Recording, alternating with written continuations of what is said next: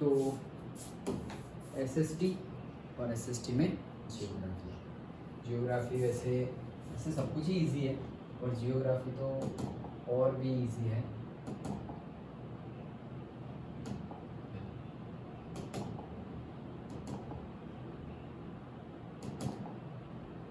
सो geography start करते हैं हम। ओके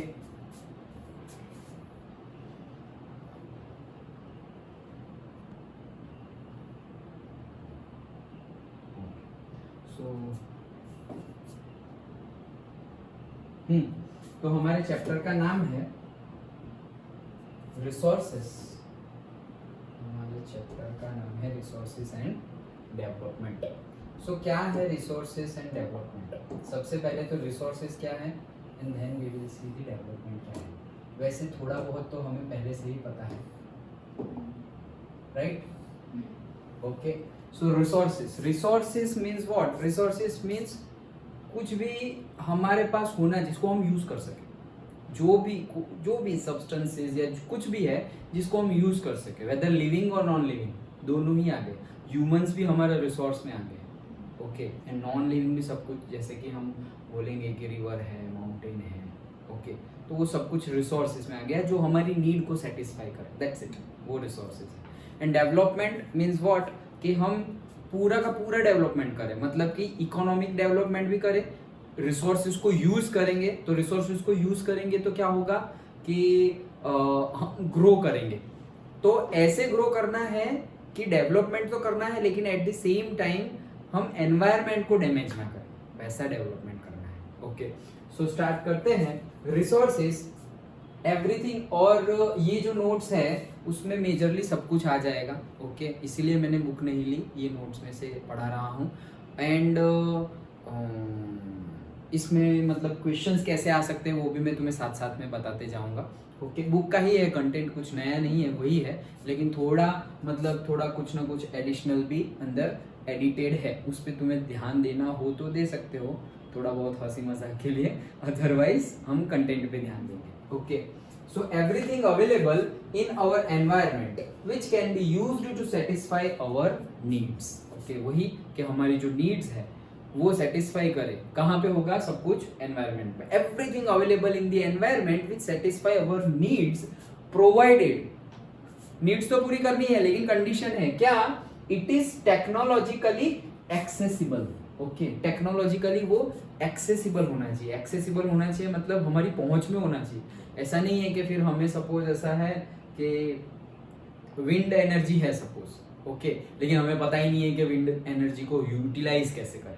जैसे अब तक हम सोलार है तो अभी हमने रिसेंटली इन द सेंस थोड़े सालों से, मतलब से 16th सेंचुरी 15th सेंचुरी में हम थोड़ी सोलर का यूज कर रहे हैं, सोलर एनर्जी का यूज तो कर रहे थे, लेकिन इलेक्ट्रिसिटी प्रोड्यूस कर, इलेक्ट्रिसिटी अभी आई तो फिर उसके पहले कहाँ पे?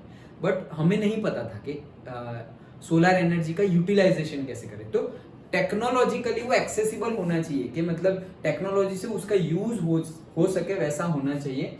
देन इकोनॉमिकली फिजिबल, मतलब फिजिबल होना चाहिए। फिजिबल मतलब थोड़ा पॉसिबल टाइप, ओके, फिजिबल मतलब पॉसिबल, सिमिलर वर्ड्स है, feasible possible. Okay so economically feasible मतलब क्या?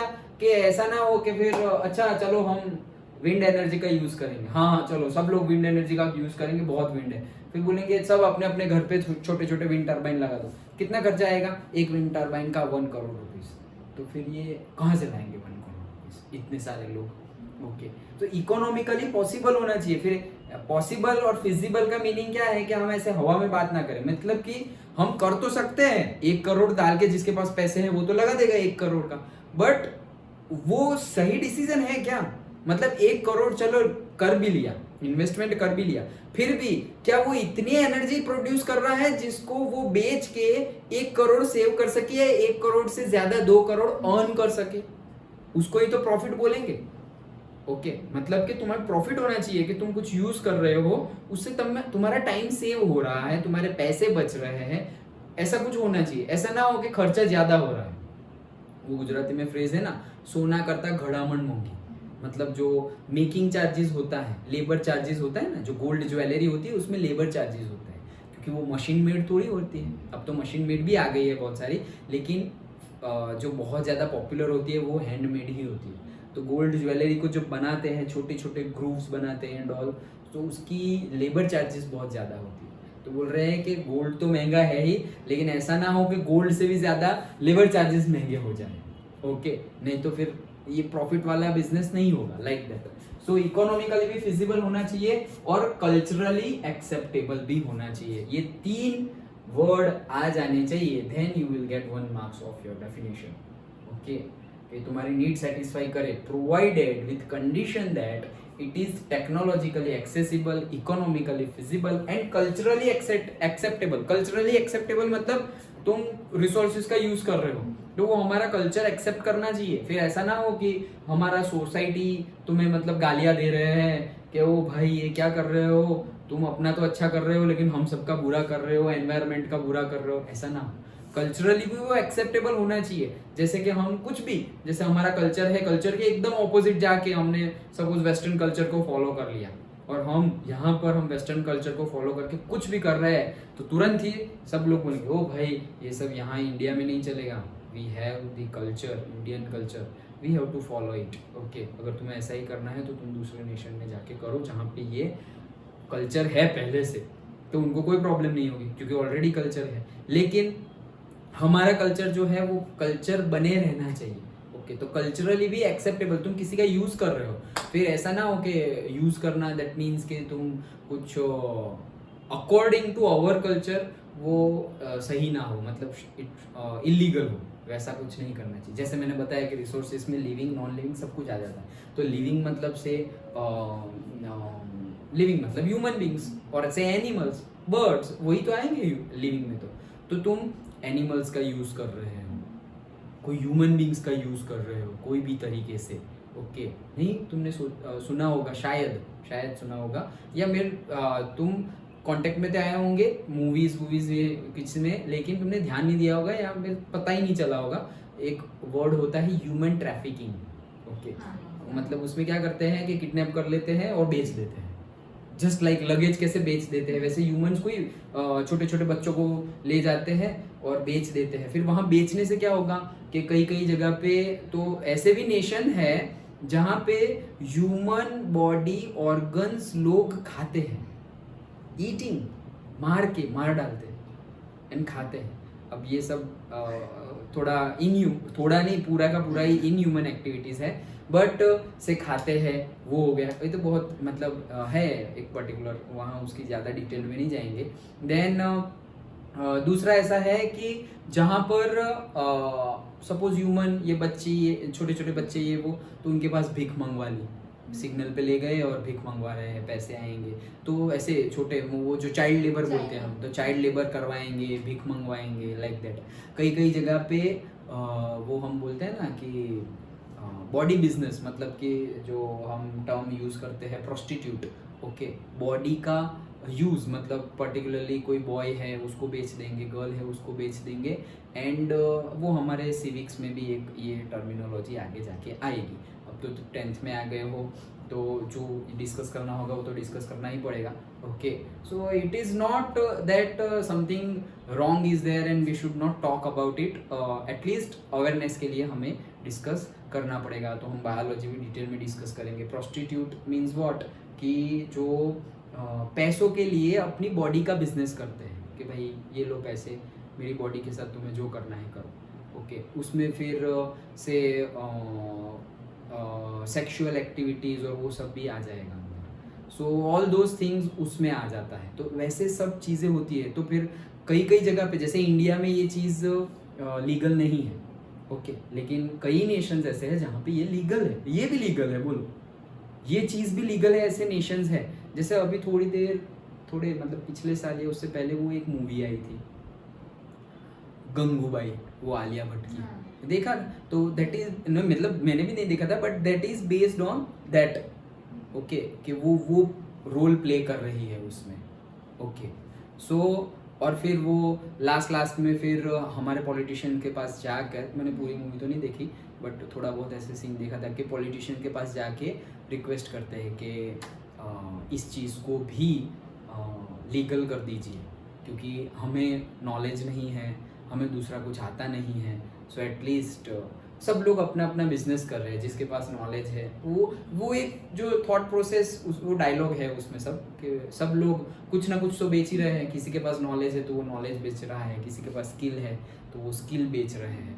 तो बाई फोर्स नहीं, वो अपनी मर्जी से ऐसा कुछ अपनी बॉडी को सेल कर रहे हैं अपनी मर्जी से, सो मेक इट लीगल। लेकिन वो पहले के टाइम की बात है, तब भी ना था, अभी भी ना है।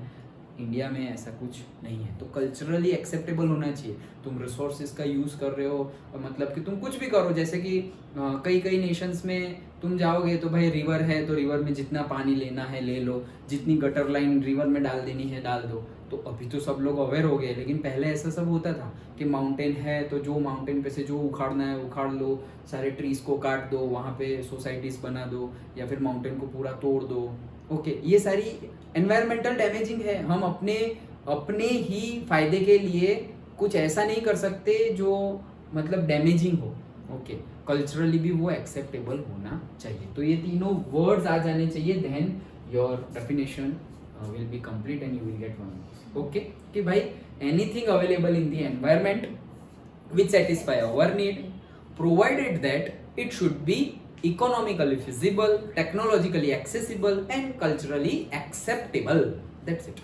Definition याद रह गई, 1 मार्क आ गया तुम लोगों का। Human themselves are important component of the resources. Human देखा है, human भी है, एक resource है। Okay, नहीं बोलते ह्यूमन रिसोर्स, एचआर बोलते हैं, पता है एचआर डिपार्टमेंट, सारी कंपनी में एक एचआर डिपार्टमेंट होता है। एचआर में मैंने एमबीए भी किया जा सकता है, मास्टर ऑफ बिजनेस है। तो ह्यूमन रिसोर्स मतलब वो क्या करते हैं कि सब कुछ देखते हैं कि सैलरी एंड ऑल, तुम अगर कंपनी में जाओगे तो आगे जाके जब फ्यूचर में जॉब करोगे तो उसमें ऐसा कि सैलरी एंड ऑल वो लोग डिस्कस करते हैं कि ये इसके पास बहुत ज़्यादा नॉलेज है, इसके पास बहुत ज़्यादा स्किल है, इसको ज़्यादा पे करेंगे, ये अपनी कंपनी में से जाना नहीं चाहिए। इन लोग को इतना पे करेंगे, इसका एजुकेशन क्वालिफिकेशन भी कम है, स्किल भी कम है, नॉलेज भी कम है। तो लाइक दैट सबके पैकेजेस डिसाइड करेंगे कि भाई इसके पास ये स्किल ज़्यादा है, इसका पैकेज इतना होना चाहिए, इसके पास ये है, ये चला जाए तो चलेगा, लेकिन ये बंदा ये बंदी यहाँ से जाना चाहिए नहीं, ये कंपनी के लिए ये लोग फायदेमंद है। लाइक दैट ये सारा स्ट्रेटेजी एंड ऑल सब कुछ डिस्कस होता है। तो ह्यूमन एज अ रिसोर्स है, क्योंकि वो कंपनी तब तक ग्रो करेगी जब तक वो लोग वहां पर है। ओके, क्योंकि उन्हीं से तो कंपनी चलती है। कोई भी हो, कोई भी बिजनेस हो, ओनर खुद थोड़ी सारा सब कुछ करता है, वो तो सिर्फ हैंडल करता है, मैनेज करता है। ओके, तो वही लोग नहीं रहेंगे तो कैसे चलेगा। जैसे ऐसा समझो कि यहाँ है स्टूडेंट ही नहीं है तो मैं किसको पढ़ाऊँ, ऐसे बकबक करता रहूं। Okay, so give and take relation होता है ना, कि कोई कुछ दे रहा है तो कुछ लेने वाले भी होने चाहिए। मतलब मैं सपोज किसी को पढ़ा रहा हूं तो मैं क्या चीज़ पढ़ा सकता हूँ, एटलीस्ट मैं ऐसा सोचूं कि मुझे थोड़ा बहुत अच्छा आता है, एंड जिसको ज़रूरत है, ऐसा समझो कि मैं ऐसी चीज़ पढ़ा रहा हूँ जिसकी नीड ही नहीं है, जिसकी नीड ही नहीं है। ओके, तो कोई देखेगा यहाँ पे बैठ के, मतलब किसी को भी नीड नहीं है, तो फिर वो कोई सुनेगा, कोई देखेगा, कुछ भी नहीं होगा। सो नीड हो वैसा ही डिलीवरी होना चाहिए, मतलब कि डिमांड एंड सप्लाई, जैसी डिमांड हो वैसा सप्लाई होना चाहिए। ओके, वो सब हम इकोनॉमिक्स में भी देखेंगे। Then so they transforms material available in the environment into the resources and use them. तो रिसोर्सेज पता चल गया। ओके, मोटिवेशन के लिए लाइन लिखी हुई है, your future depends on what you do today and your today has started. Okay, तुम्हारा फ्यूचर किस पे डिपेंड है, जो तुम आज कर रहे हो, आज क्या कर रहे हो उसके बेस पे फ्यूचर डिसाइडेड हो जाएगा। बोलते हैं ना, your future is in your hand. Okay, but आज तो ऑलरेडी स्टार्ट हो गया है, तो मतलब कि क्या किया, चलो करो, भागो करो, मतलब ऐसे लाइक दैट। देन क्लासिफिकेशन, तो अब हम ये जो रिसोर्सेज है उसका क्लासिफिकेशन करेंगे। एक क्वेश्चन आ सकता है कि define resources and classify them, 5 mark का question. Classify, define resources and classify them, 5 marks question. Okay, so सबसे पहला on the basis of origin, origin के बेस पे वो क्लासिफाई होता है। कैसा ओरिजिन के बेस पे, जिंदा, लिविंग एंड नॉन लिविंग। तो जो लिविंग है वो है बायोटिक और जो नॉन लिविंग है वो abiotic. Okay, simple. So resources which are obtained from biosphere and have life. जो बायोस्फीयर मतलब ये अर्थ, वाटर और हम लोग जहाँ रह रहे हैं उसी को बायोस्फीयर बोलते हैं। इतना जियोग्राफी में पहले भी देखा था। Okay, so biosphere and have life, human beings, flora, fauna, fisheries and livestocks etcetera. तो कौन है भाई ह्यूमन बीइंग? हम लोग रह रहे हैं। फ्लोरा, फोना मतलब plants, flowers, okay, and fauna animals, and fisheries मछलियां भी है पानी में, एंड लाइव स्टॉक्स कैटल्स, हमारे जो भी कैटल्स है animals, particularly live stocks, okay, मतलब कि जिसकी हेल्प से हम अपनी लाइफ भी गुजार सके, मतलब जैसे गोट हो गया, काउ हो गया, बफेलो हो गया, शिप हो गया, कैमल हो गया, हॉर्स हो गया, ओके, डोंकी हो गया, तो ये लाइव स्टॉक्स। समझ में आ गए दोनों? ओके तो अगर 2 मार्क्स में पूछना हो तो ऐसे पूछेंगे कि define resources and classify and give its classification on the base of the origin, so that is only for 2 marks, okay.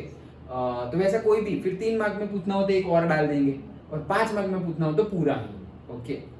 Then on the basis of exhaustibility, मतलब एग्जॉस्टिबिलिटी मतलब खत्म हो सके वैसे और कभी ना खत्म हो वैसे, ओके। सो ये भी हम पढ़ते ही आ रहे हैं, बचपन से पढ़ते आ रहे हैं ये तो, कि एक तो है रिन्यूएबल और दूसरा है नॉन रिन्यूएबल। रिन्यूएबल मतलब रिन्यू हो, मतलब फिर से मिले हमें, वैसे जो बार बार हम यूज करें तो भी खत्म ना हो वैसे रिसोर्स, जिसको बोला जाता है रिन्यूएबल रिसोर्सेज। जो रिन्यूएबल रिसोर्स है उसका दूसरा नाम है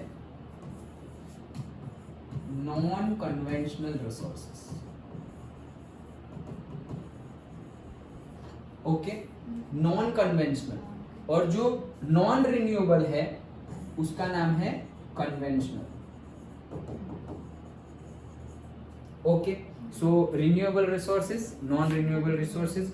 रिन्यूएबल मतलब जो हम बार बार यूज कर सके वो नॉन कन्वेंशनल है। कन्वेंशनल मतलब ट्रेडिशनल, ओके, जो पहले से चलता आ रहा है वो। तो पहले से हम कौन से रिसोर्स का यूज करते आ रहे हैं? वुड का, वाटर का यूज करते आ रहे हैं, लेकिन हम यहाँ पर किसकी बात करेंगे? वाटर का यूज तो करते आ रहे हैं, लेकिन वाटर खत्म हुआ नहीं हुआ। खत्म हो सकता है, ड्रिंकिंग वाटर खत्म हो सकता है, वो वाला तो नहीं खत्म हो सकता। Yes, okay. So water, good, तुमने वाटर बोल दिया तो, so water we can place in both the categories. Water हम दोनों कैटेगरी में डाल सकते हैं। ड्रिंकिंग वाटर की बात करो तो वो नॉन रिन्यूएबल है, खत्म हो जाएगा, ओके। और तुम वैसे ही नॉर्मल वाटर की बात करो, सिर्फ वाटर बोलो, सिर्फ वाटर बोलोगे, ड्रिंकिंग नहीं लिखोगे, सिर्फ वाटर बोलोगे, सो हम उसको रखेंगे हम रिन्यूएबल कैटेगरी में, क्योंकि भाई मेल्ट होगा वो, मतलब जो आइस है वो मेल्ट होगा, हमारे ग्लेशियर्स मेल्ट होंगे, ओशन में जाएगा, सब कुछ इतना सारा तो हम यूज नहीं कर सकते, क्योंकि सिर्फ और सिर्फ से 71% तो पूरे अर्थ पे वाटर ही है, हमारी बॉडी में 75% वाटर है, ओके। तो पूरे का पूरा तो हम यूज कर सके ये नहीं, ओके। सो वाटर दोनों कैटेगरी में लिख सकते हैं। अगर तुम लिख रहे हो कोई भी कैटेगरी में, रिन्यूएबल में लिख रहे हो तो वाटर लिखो, और नॉन रिन्यूएबल में लिख रहे हो तो ड्रिंकिंग वाटर लिखना, okay. So resources which can B renewed और रिप्रोड्यूस्ड बाय फिजिकल, मैकेनिकल और केमिकल प्रोसेस, से solar, wind energy, forest, water etcetera, okay. कि ऐसे रिसोर्सेज जो रिप्रोड्यूस हो सके, ओके, और बार बार यूज हो सके, ओके, रिन्यूड और से रिप्रोड्यूस्ड, कैसे? बाय फिजिकल, मैकेनिकल और से केमिकल प्रोसेस, ओके। जैसे कि सोलर एनर्जी है, विंड एनर्जी, जैसे हम सोलर पैनल लगा देते हैं तो भाई दिन हुआ, सोलर एनर्जी जनरेट हुई, इलेक्ट्रिसिटी जनरेट हुई, फिर रात हुई, अभी बंद हो गया, फिर वापस दिन हुआ, फिर से चालू हो गई। विंड है, आई, टरबाइन घुमा, गई तो एनर्जी प्रोड्यूस हुई, फिर थोड़ी देर बाद वापस जोर से विंड आई, फिर से घुमा, फिर से यूज किया हमने, तो अगेन एंड अगेन यूज कर सकते हैं, okay. So that is what renewable. उसमें वाटर लिखा है तो वाटर भी, जैसे कि ocean thermal energy, okay. Ocean thermal energy मतलब क्या कि जो से टाइडल एनर्जी, ओशन थर्मल भी है ही, लेकिन से टाइडल एनर्जी, टाइडल एनर्जी मतलब ओशंस में जो टाइड इन टाइड आउट होते हैं, तो टाइड आया, वहां पे तुमने टरबाइन रखा था, आया तो वो टरबाइन घुमा, इलेक्ट्रिसिटी प्रोड्यूस हुई, फिर जब टाइड आउट हो रहा है, जा रहा है, tide in and tide out, okay, तो वो जा रहा है तब भी वो टरबाइन को घुमा के जा रहा है, फिर से इलेक्ट्रिसिटी जनरेट हो गई, ओके। तो वो खत्म होगा कभी? ओशन तो कभी भी ऐसे थोड़ी ऐसे शांत ऐसे रहते, वेव्स कंटिन्यूअसली आते जाते रहते, continuously, understood, okay. So that is renewable. Non renewable that is conventional, जो हम पहले से यूज करते आ रहे हैं वो रिसोर्सेज। तो जो हम इसमें जनरली फ्यूअल्स की बात करते हैं, फ्यूअल्स की, ओके, जैसे कि पेट्रोल, वुड, वुड हम बहुत पहले से यूज करते आ रहे हैं, वो खत्म होगा तो भाई हो सकता है, ओके। सो देखो, resources which take millions of years in the formation, जैसे कोल है, पेट्रोल है, नेचुरल गैस है, डीजल है, ओके, तो मिलियंस ऑफ ईयर लगे, लेकिन अब हम बोल सकते हैं कि मिलियंस ऑफ इयर्स तक, जब तक सोलर एनर्जी मिलती रहेगी तब तक हमें पेट्रोल भी मिलता रहेगा, ऐसा बोल सकते हैं? ऐसा होता तो फिर 100 रुपीज में नहीं मिलता हमें, okay. So resources which take millions of years in their formation, they may exhaust on excessive use, अगर बहुत ज्यादा यूज किया तो वो एग्जॉस्ट हो जाएंगे, जैसे कि कोल है, फोसाइल है, फ्यूअल्स है, पेट्रोलियम एक्सेट्रा, ओके। समझ में आ गया? पक्का? ओके, तो ये सेकंड था। थर्ड के लिए चेंज करना पड़ेगा।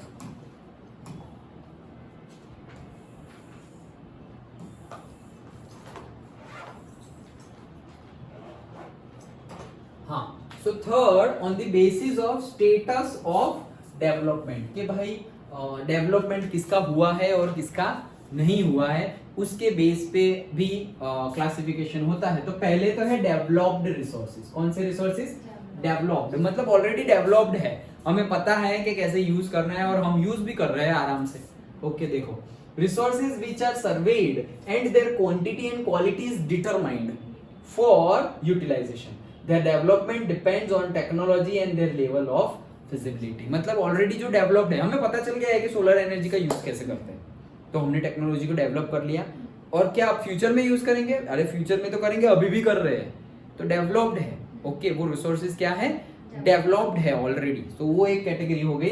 दूसरे है पोटेंशियल। पोटेंशियल मतलब यूज तो कर सकते हैं लेकिन अभी यूज नहीं कर रहे हैं, बोल रहे ना यार ये बच्चे में बहुत ज्यादा पोटेंशियल है, ये तो मार्क्स लाएगा या लाएगी, ओके। मतलब पोटेंशियल मतलब कैपेबिलिटी, तो कैपेबिलिटी तो है बट अभी प्रोड्यूस नहीं कर रहे हैं हम एनर्जी।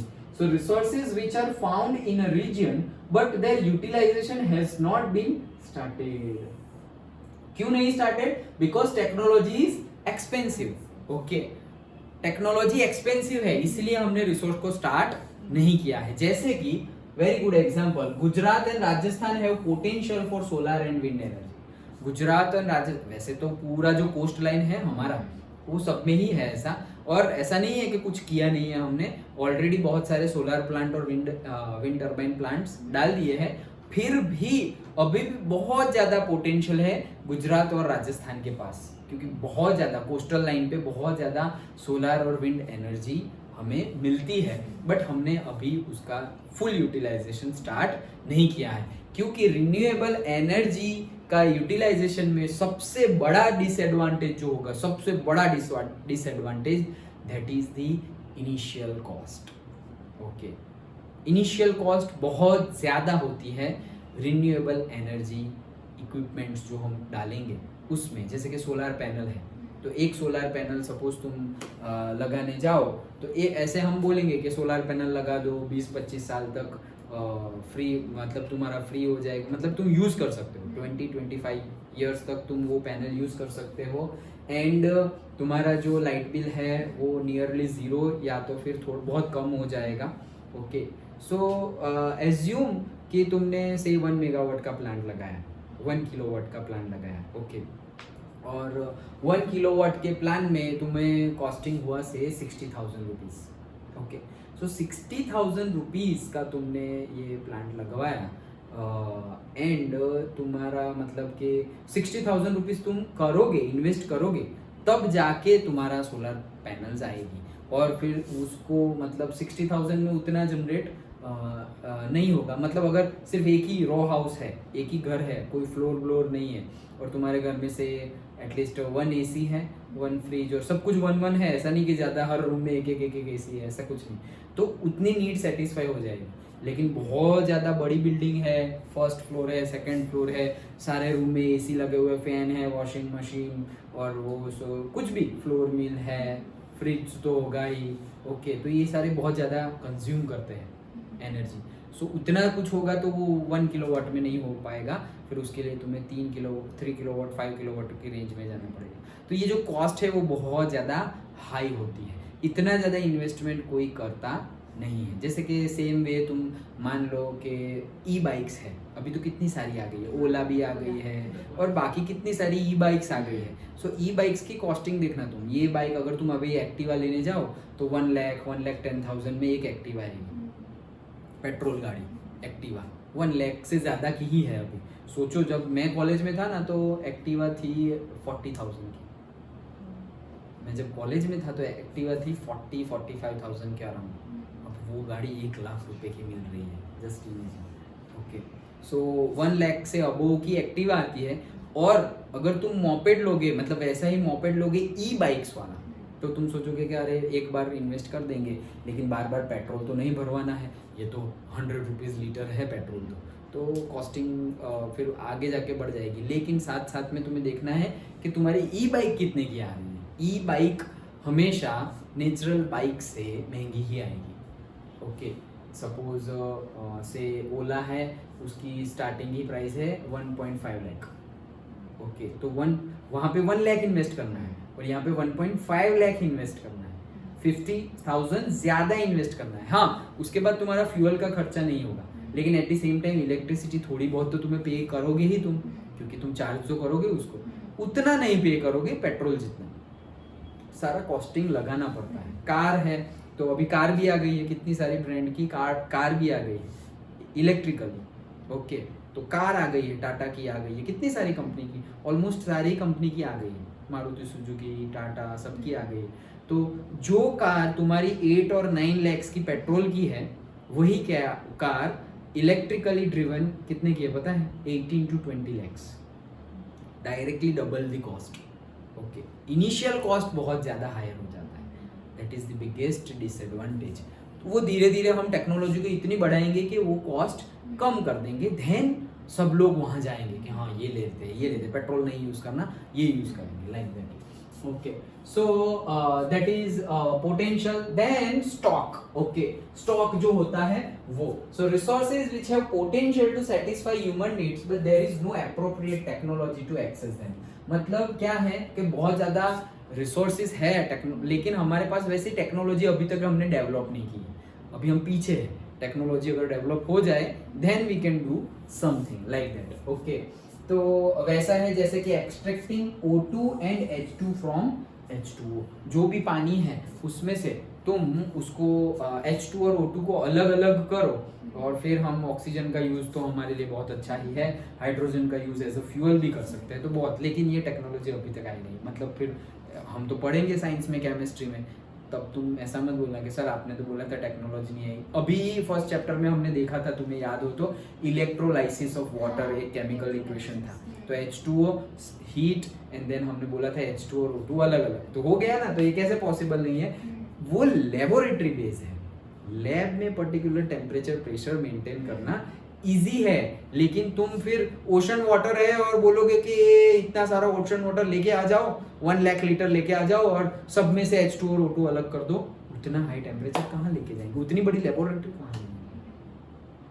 सो लैब बेस्ड छोटे पॉइंट ऑफ व्यू में वो हो सकता है, not on a big picture. Okay, so that is stock. Then last is the reserve. तो मतलब रिजर्व मतलब संभाल के रखना, तो ये भी एक हमारे पास क्लासिफिकेशन है reserve. So it is a subset of stock resource, मतलब स्टॉक के ही अंदर इसको गिनना हो तो गिन सकते हैं, which can be utilized with the help of existing technology but are kept for future requirements. मतलब कि ये रिजर्व्स मतलब क्या कि हम इसका यूज तो कर सकते हैं लेकिन हम यूज नहीं कर रहे हैं, क्यों?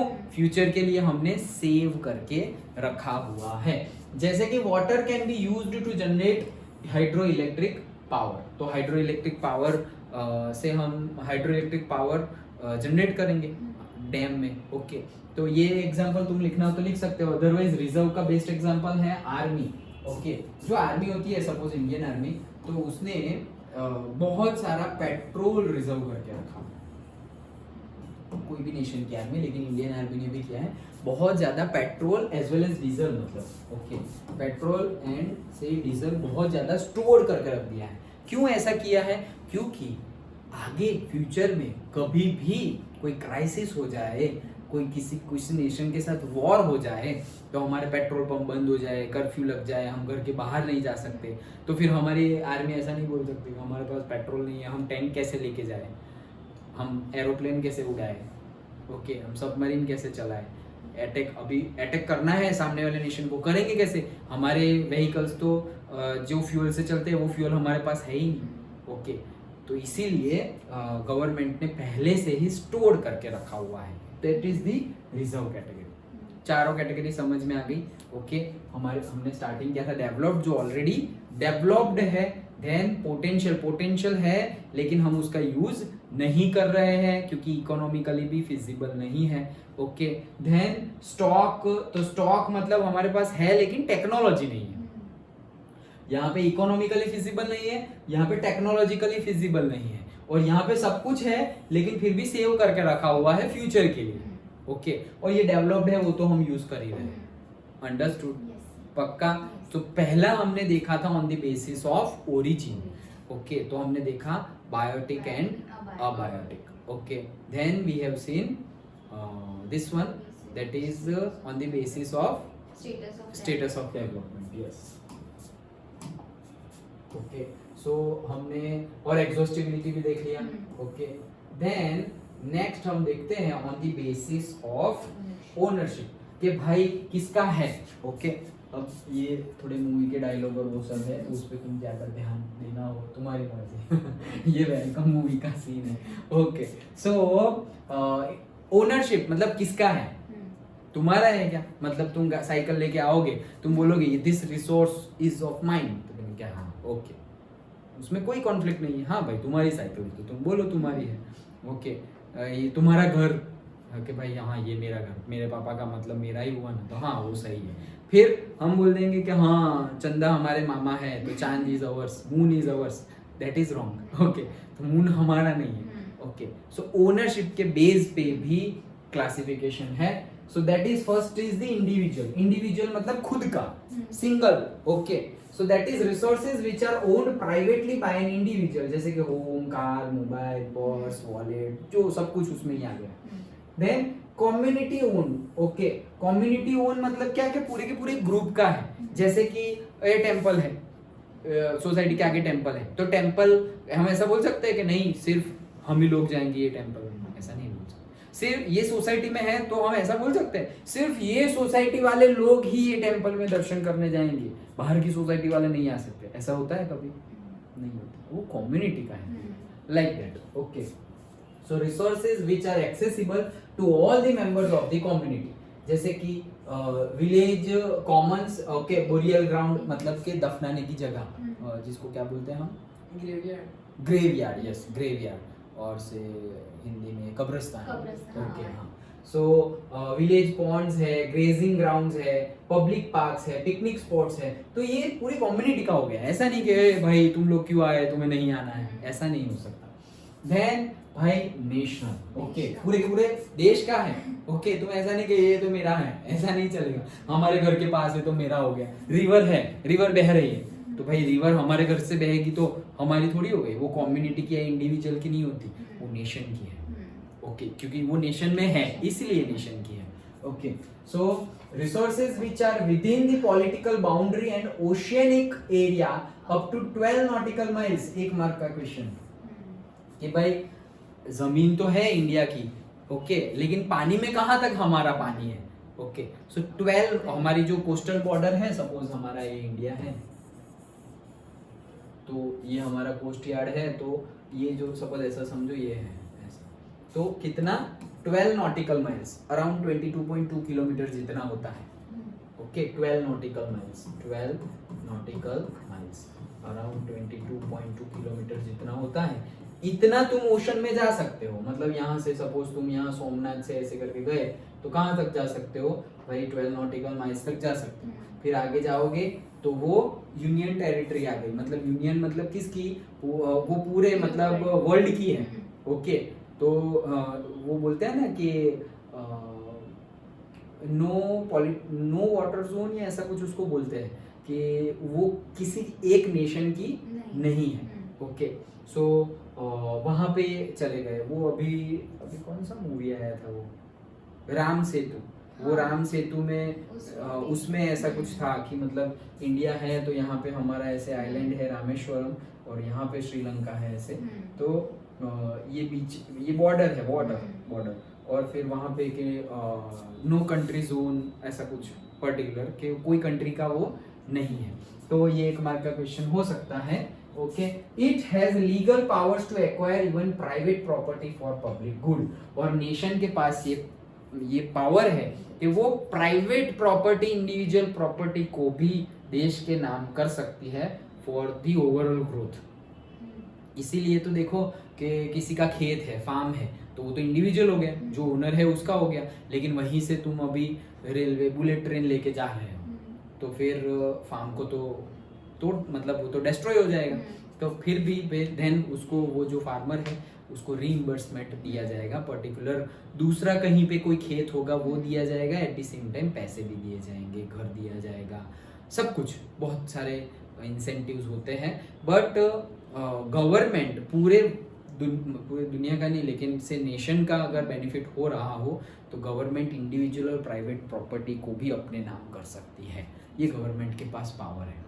ओके, तुम मतलब ऐसा सोचो कि तुम अपने घर में खुदाई करने बैठ गए और गोल्ड निकल गया, वो भाई हम तो माला माल हो गए, हमारे घर में से सपोज गोल्ड निकल गया, पेट्रोल निकल गया, तो तुम धीरे धीरे रोज बेचने जा रहे हो, पकड़े जाओगे कभी ना कभी कि इतने पैसे कहाँ से आए तेरे पास। ये बोले मैंने कुछ चोरी वोरी नहीं की, मेरे घर के नीचे से निकला है ये सब। तो घर के नीचे से निकला तो अपना नहीं हो गया गवर्नमेंट घर भी ले लेगी साथ साथ में। Okay, so and lastly international, जैसे मैंने तुम्हें बताया। ओके, चंदा मामा मतलब मून है, ओके, सन है, मून है, प्लैनेट्स है। ओके, तो ऐसा नहीं कि अमेरिका, ऐसा नहीं कि भाई हम लोग पहले मून पे गए थे तो मून हमारा है, हम बोलेंगे कि नहीं हम तो मून को पूजते हैं, वर्शिप करते हैं, ओके, तो मून हमारा है, ऐसा कुछ चलेगा नहीं, वो सबका है। तो ये एग्जांपल भी उसमें आ जाएगा ना सर? किस, कौन सा? ये ओशन वाला। हाँ, ओशन वाला भी इंटरनेशनली उसमें आ जाएगा कि भाई कोई भी नेशन के अंडर में नहीं है वो ओशन वाटर, तो वो बिलोंग करेगा इंटरनेशनली, बिलोंग ओनरशिप में, इंटरनेशनल ओनर। ओके, तो resources which are regulated by the international institution. Okay, international institution जिसको मतलब ओन करेगा वो। Oceanic resources beyond 200 nautical miles of the exclusive economic zone belongs to open ocean, and no individual country can utilize them without the concurrence of these international institution। okay, तो मतलब 200 nautical miles जितना, मतलब बहुत ज़्यादा distance है, तो ये सारा का सारा जो जगह है वो इंटरनेशनली ही ओशन उनका ही है। समझ में आ गया? तो ओनरशिप के बेस पे ये 1 2 3 और 4 डन। तो ये 5 मार्क का क्वेश्चन हमारा कंप्लीट हुआ। Define resources and classification of resources, so on the basis of origin, on the basis of exhaustibility, on the basis of status of development, and lastly on the basis of ownership। सब में parts भी है, on the basis of origin, biotic, abiotic, on the basis of say exhaustibility, that is renewable and non renewable, on the basis of ownership में 4 है, status of development में भी है। Okay, कि सबसे पहले developed, okay, potential, stocks and reserve. Okay, and यहाँ पर भी है इंडिविजुअल प्रॉपर्टी, कम्युनिटी का है, नेशन का है और इंटरनेशनल का है। कंसेप्ट ही समझने हैं तो बहुत इजी है। ओके, तो ये तो हमने पढ़ लिया। And then next, problem caused by indiscriminate use of resources. तो भाई हमने बोल तो दिया कि ये इसका रिसोर्स, ये इसका रिसोर्स, फिर भी हम एक दूसरे के अंदर दूसरे का रिसोर्स यूज कर लेते हैं, तो उससे प्रॉब्लम्स होते हैं। Depletion of resources for satisfying the greed of few individuals. तो ये प्रॉब्लम क्यों होते हैं? क्योंकि थोड़े फ्यू इंडिविजुअल्स होते हैं, उनकी ग्रीड होती है, उनका लोभ होता है। ओके, कि भाई मेरी यहाँ तक की ज़मीन है, ये पूरा जो जंगल है ना उसके हम कुछ डील कर देते हैं, करप्शन ये कर देंगे और ये ज़मीन भी अपने अंदर में ले लेंगे, तो हमारी इंडस्ट्री बहुत ज़्यादा बढ़ जाएगी, ये होगा वो होगा। So because of this greediness of the people ये प्रॉब्लम्स होती है. Accumulation of resource in few hands have divided the society into two segments, haves and have nots, और से रिच एंड पुअर. तो सारा accumulation of resources in few hands मतलब कि कोई बहुत कम लोग, जैसे ऐसा समझो कि 100 पीपल, ओके, सो 100 लोगों के हाथ में तुम बहुत सारा पावर आ गया, तो वो अपना पावर को डिवाइड करेंगे और वो लोग ही चलाते जाएंगे, सारा रिसोर्स अपने तरह से ही यूज करेंगे, ओके, और वैसा ही चलता रहेगा. बट ये सही नहीं है, क्योंकि वो लोग तो फिर उसमें क्या आ जाएगा कि जो रिच और पुअर के बीच का जो गैप है वो बढ़ता ही जाएगा, बढ़ता ही जाएगा. Okay, so have and have nots मतलब जिनके पास बहुत सारी फैसिलिटी है वो, एंड हैव नॉट्स मतलब जिनके पास कोई भी बेसिक फैसिलिटी नहीं है वो. Okay, so that is the second point. And third point, indiscriminate exploitation of resources has led to global ecological crisis such as global warming, ozone layer depletion, environmental pollution and land degradation.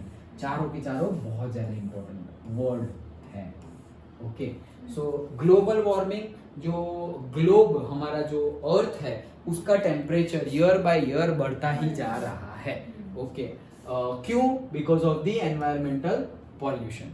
Okay, and ozone layer depression तो हम science में भी पढ़ चुके हैं. Okay, ultraviolet rays को जो protect करता है ओजोन लेयर, वो ही डिप्लीशन हो गया है, उसमें ही होल हो गया है, तो वो रेज डायरेक्टली हमारी बॉडी पे आएंगी and that is not good. अभी ये कवर्ड हो गया है वापस, अब होल नहीं है. Okay, that is good thing. Okay, but हमें अब संभालना है, फिर से कुछ हो गया तो वापस ऐसा हो जाएगा. ओके, एंड लैंड डिग्रेडेशन मतलब लैंड खराब हो जाना. ओके, कैसे? जैसे कि तुमने बहुत सारे पेड़ जंगल काट दिए, तो अब क्या होगा? अगर कहीं से पानी बह रहा है तो पहले ये जो ट्रीज थे वो पानी को पकड़ के रखेंगे, लेकिन अब तो पूरा का पूरा ऐसे मिट्टी चली जाएगी पानी के साथ ही, तो लैंड डिग्रेड हो गई, पॉल्यूशन हो गया, तुमने कोई एसिड और से इंडस्ट्रियल वेस्ट सब डाल दिया, तो लैंड डिग्रेड होती जाएगी. ओके, तो इन सब की वजह से भी प्रॉब्लम कॉज होते हैं. अंडरस्टूड? सिंपल है. ओके, चलो नेक्स्ट. तो अभी डेवलपमेंट जो करना है वो डेवलपमेंट में है हमारा सस्टेनेबल डेवलपमेंट. तो डेवलप, ये रिसोर्स की बात थी, और रिसोर्स की बात में पहला ही question most important, definition as well as types of resources. Okay, ये भी पूछना हो तो पूछ सकते हैं 3 मार्क्स में, बट इससे भी ये भी इंपॉर्टेंट है, बट सबसे रिसोर्सेज में सबसे इंपॉर्टेंट वो वाला क्वेश्चन था. ओके, करना तो हमें सब कुछ है, बहुत छोटा सिलेबस है, 7 चैप्टर्स है, बहुत अच्छे से याद रह जाएंगे और ज़्यादा प्रॉब्लम नहीं होगी. जैसे मैंने कल बताई इंग्लिश में, तो इंग्लिश में स्टोरी लाइन हम मतलब पढ़ते रहते हैं, हमें स्टोरी लाइन पता होनी चाहिए. यहाँ पर भी वैसा ही है, कुछ भी मतलब इंग्लिश से भी ज़्यादा इजी एसएसटी है. तुम्हें कंसेप्ट पता होंगे, एक ही क्वेश्चन को तोड़ मरोड़ के टॉपिक को पूछेंगे, मैप लगाने हैं, ये करना है वो करना है, मार्क्स जाएंगे कहाँ पे वो सोचने की बात है. ओके, क्योंकि सब कुछ तुम्हें पहले से पता है. ये सपोज हमने थियरी पढ़ ली, यहाँ तक की पढ़ी, अब इसमें से घुमा फिरा के कैसे भी क्वेश्चन निकाल सकते हैं. यू हैव टू अंडरस्टैंड कि ये टॉपिक कौन सा है. तुम्हें पता चल गया कि ये तो रिसोर्स वाले चैप्टर में से पहला ही टॉपिक है, देन राइट डाउन. तुम्हें सीधा सीधा ना पूछे what are the types of resources, classification of resources, कुछ उल्टा सीधा करके पूछे तो तुम्हें आइडेंटिफाई करना पड़ेगा. जैसे कुछ भी बना ले कि write down the theory or say write down the classification of say 4 major resources what use करे ना करे, और say write down the classification which are classified based on say ownership and based on exhaustibility. तो कहीं पे भी resource का word use नहीं किया, लेकिन अंदर का वर्ड सब आ गया है ना कि ओनरशिप और से रिन्यूएबल नॉन एग्जॉस्टिबिलिटी. ओके, तो वैसे घुमा फिरा के कुछ भी पूछ सकते हैं, but you have to identify that ये टॉपिक कौन सा है, और आंसर तो वही होगा. क्वेश्चन पूछने के 10 तरीके हो सकते हैं. ओके, आंसर तो एक ही तरीके का होता है, कंटेंट तो वही लिखना है तुम्हें. ओके, सो सस्टेनेबल डेवलपमेंट मतलब क्या? हमारा डेवलपमेंट करना है, लेकिन ऐसा नहीं है कि बस जैसा है वैसे डेवलपमेंट करो, एनवायरनमेंट की धज्जियां उड़ा दो. ऐसा डेवलपमेंट हमें नहीं चाहिए. Okay, so sustainable economic development means development should take place without damaging the environment, and development in the present should not compromise with the needs of the future generation. पहले 2 point हमें याद रखने हैं sustainable development में, क्या कि भाई environment को डैमेज नहीं करना है, एट द सेम टाइम इतना भी सब कुछ यूज नहीं कर देना है कि आगे वाले को पता ही ना हो कि ऐसे भी रिसोर्स थे। मतलब हमारी नीड्स को सेटिस्फाई करते करते हमें ध्यान देना है कि फ्यूचर के लिए भी हम स्टॉक्स बचा के रखें। ऐसा नहीं कि बस लाओ लाओ लाओ सब कुछ खत्म कर देंगे, like that. Okay, future generation, जैसे अभी पेट्रोल है तो पेट्रोल के प्राइसेस क्यों इतने ज्यादा है? ओके, क्योंकि सब कुछ देखना पड़ेगा ना। पेट्रोल के प्राइस सोचो कि अभी ऐसे 50 रुपीज ही रखे अभी, तो सब लोग ऐसे ही डाल डाल के हो आराम से घूमने जा रहे हैं, किलोमीटर और किलोमीटर जा रहे हैं फोकट का पेट्रोल डाल के। एटलीस्ट अभी सोचते तो है तो भाई महंगा है ओके, नहीं तो डाल देंगे, चलो घूमने, कहाँ जाना है, अरे ऐसे ही चलो घूमने, अरे ऐसे ही घूमने साइकिल लेके जाओ ओके, सो लाइक दैट। क्यों? तो वो फ्यूचर, ये सब भी सोचना पड़ता है प्राइसिंग डिसाइड करते समय, नहीं तो जो चीज फ्री में मिलती है वहां कैसी लूट पड़ती है। सब लोग आ जाएंगे, सस्ती सेल में कितनी लूट होती है, सब लोग आ जाएंगे, ले लो ले लो ले लो, तो भाई सस्ता देंगे तो भी ये सब खत्म हो जाएगा। सोचो हमने इतना ज़्यादा पेट्रोल यूज़ कर लिया, फिर नेक्स्ट टू नेक्स्ट जनरेशन को पता ही नहीं है कि पेट्रोल जैसी कोई चीज़ थी। क्या बात कर रहे हो, पेट्रोल ये क्या होता है, इसका क्या यूज़ है? ऐसा भी था, वो ऐसा सोचो जस्ट, वो हमने जैसे बात की थी इंग्लिश के उसकी। ओके, क्या था वो, लेटर टू गॉड, नहीं 9th वाला, वो टीचर क्लासरूम वाला, स्कूल वाला, the fun they had, yes. तो उसमें कैसे कि 50 या ऐसा ही कुछ था, 57 ये रोबोट वाला, बुक्स वाला।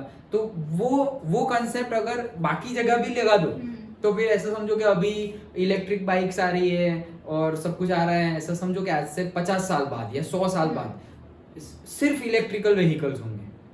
तो सोचो कि उनको पता होगा कि भाई ऐसे लिक्विड टाइप कुछ डालने के बाद भी गाड़ी चलती है। ये गाड़ी में कहाँ से लिक्विड आया भाई, ये तो इलेक्ट्रिकली ऑपरेटेड है, पानी दूर रखो अभी, लाइक दैट। ओके, तो कंसेप्ट ही उनको नहीं पता होगा, क्यों? देखा ही नहीं है तो पता कैसे होगा? तुम्हें पता है पेजर कैसा होता है? नहीं पता है, पेजर नहीं पता है, क्यों? क्योंकि तुम आने से पहले वो खत्म हो गया पेजर वॉज अ डिवाइस, वो जो इन्वेंट हुआ था जिसपे हम मोबाइल में जो टेक्स्ट मैसेज करते हैं ना, मोबाइल आने के पहले का डिवाइस है ये। कैसेट पता है, कैसेट जिसमें गाना बजता है, वो गोल गोल गोल गोल घूमती है, तो वो तो तुमने देखी होगी। ओके, एटलीस्ट टीवी में देखी होगी या ऐसे। तो वैसे ही पेजर डिवाइस था, ऐसे लटका के रखना है या पॉकेट में रखो कहीं पर भी। उससे होता क्या है, कुछ नहीं, यहाँ पे हम जैसे मोबाइल में टेक्स्ट मैसेज होता है ना, वैसे ही उसमें टेक्स्ट मैसेज आता है, दैट्स इट। मैसेज आया, रीड किया, फिर तुम भी उसको जिसको मैसेज करना हो मैसेज करो। वो एक डिवाइस था, फोन वोन नहीं कर सकते, only message. Okay, like that. तो उसकी जगह टेक्स्ट मैसेज ने ले ली मोबाइल में, तो वो डिवाइस ही चला गया। हाँ, मतलब वो व्हाट्सएप, इंटरनेट बेस्ड व्हाट्सएप हो गया। ओके, तो वो चीज चली गई। ओके, कैमरा देखो, अब कोई वो जो शादियों में जो फोटोग्राफर होते हैं और वो सब, वो फोटोग्राफर पर्टिकुलरली परचेस करते हैं, नहीं तो हम तो मोबाइल में कितने का कैमरा है ये वो अलग से कैमरा किसी के घर में है।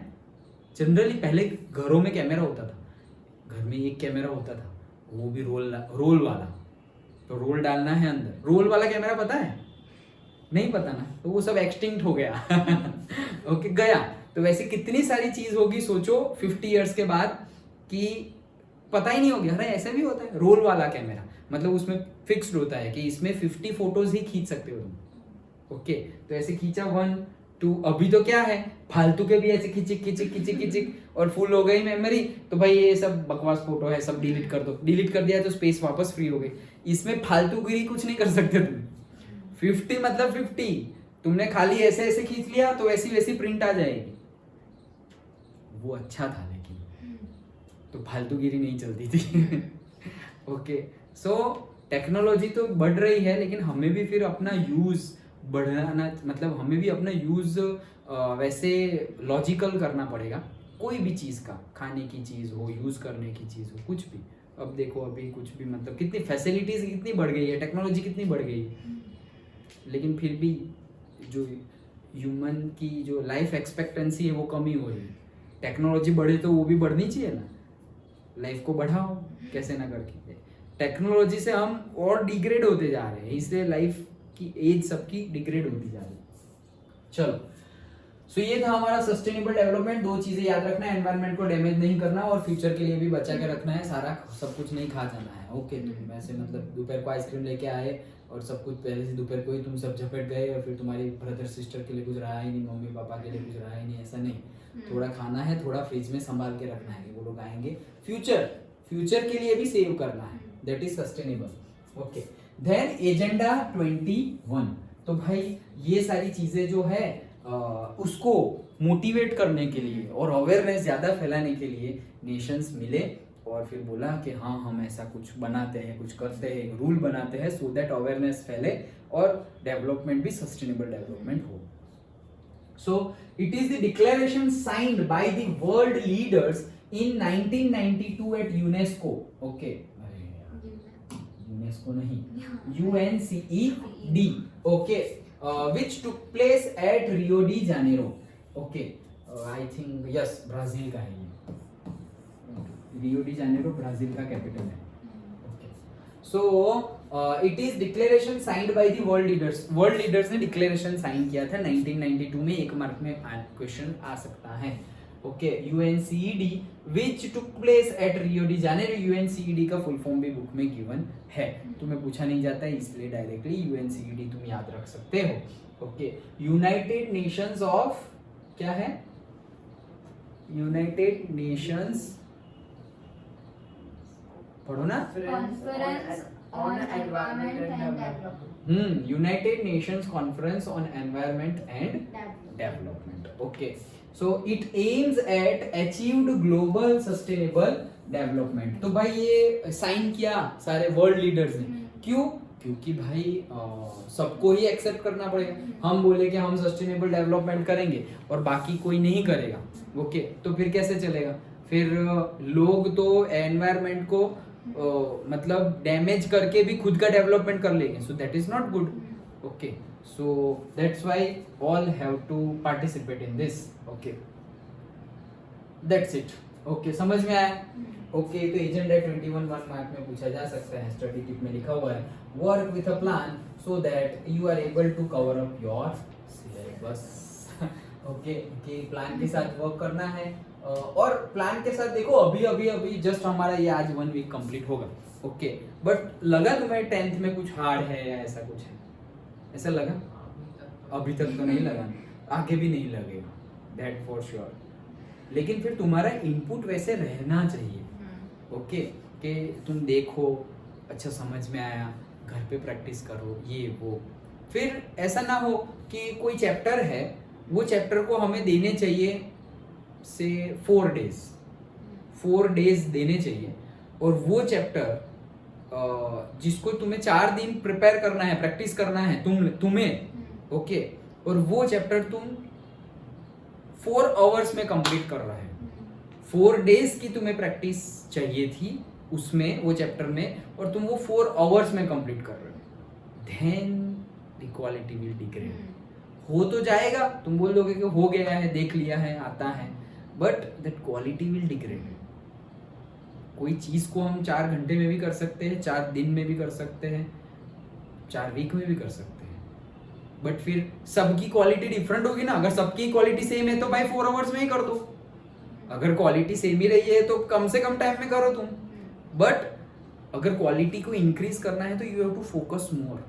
ओके, सो वैसे चैप्टर्स आएंगे जिसको बहुत ज्यादा डिटेल में जाना पड़ेगा हमें, तो जाएंगे, बट फिर वहां पे तुम्हें उतना टाइम देना पड़ेगा। फिर तुम्हारी प्रायोरिटी चेंज नहीं हो जानी चाहिए कि नहीं पहले 2 घंटे पढ़ते थे अभी भी 2 ही घंटे पढ़ेंगे ना, अब ज्यादा पढ़ना पड़ेगा। क्यों? क्योंकि पहले के चैप्टर्स वैसे थे, अभी के चैप्टर्स अगर it needs 4 hours of study तो 4 आवर्स। अभी फेस्टिवल नहीं है, कुछ नहीं है, स्टार्ट हुआ है, जोश है, फिर फेस्टिवल सीजन एक बार तो हमारा तो एक स्टार्ट होगा तो वो पूरा साल तक फेस्टिवल ही चलता रहेगा। ओके, अभी तुम्हारी स्कूल स्टार्ट होगी, उसके बाद जुलाई अगस्त में फेस्टिवल स्टार्ट होंगे तो डायरेक्ट संक्रांति आ जाएगी। ओके, और संक्रांति के बाद तुम्हारे पास 1.5 मंथ जैसा रहेगा।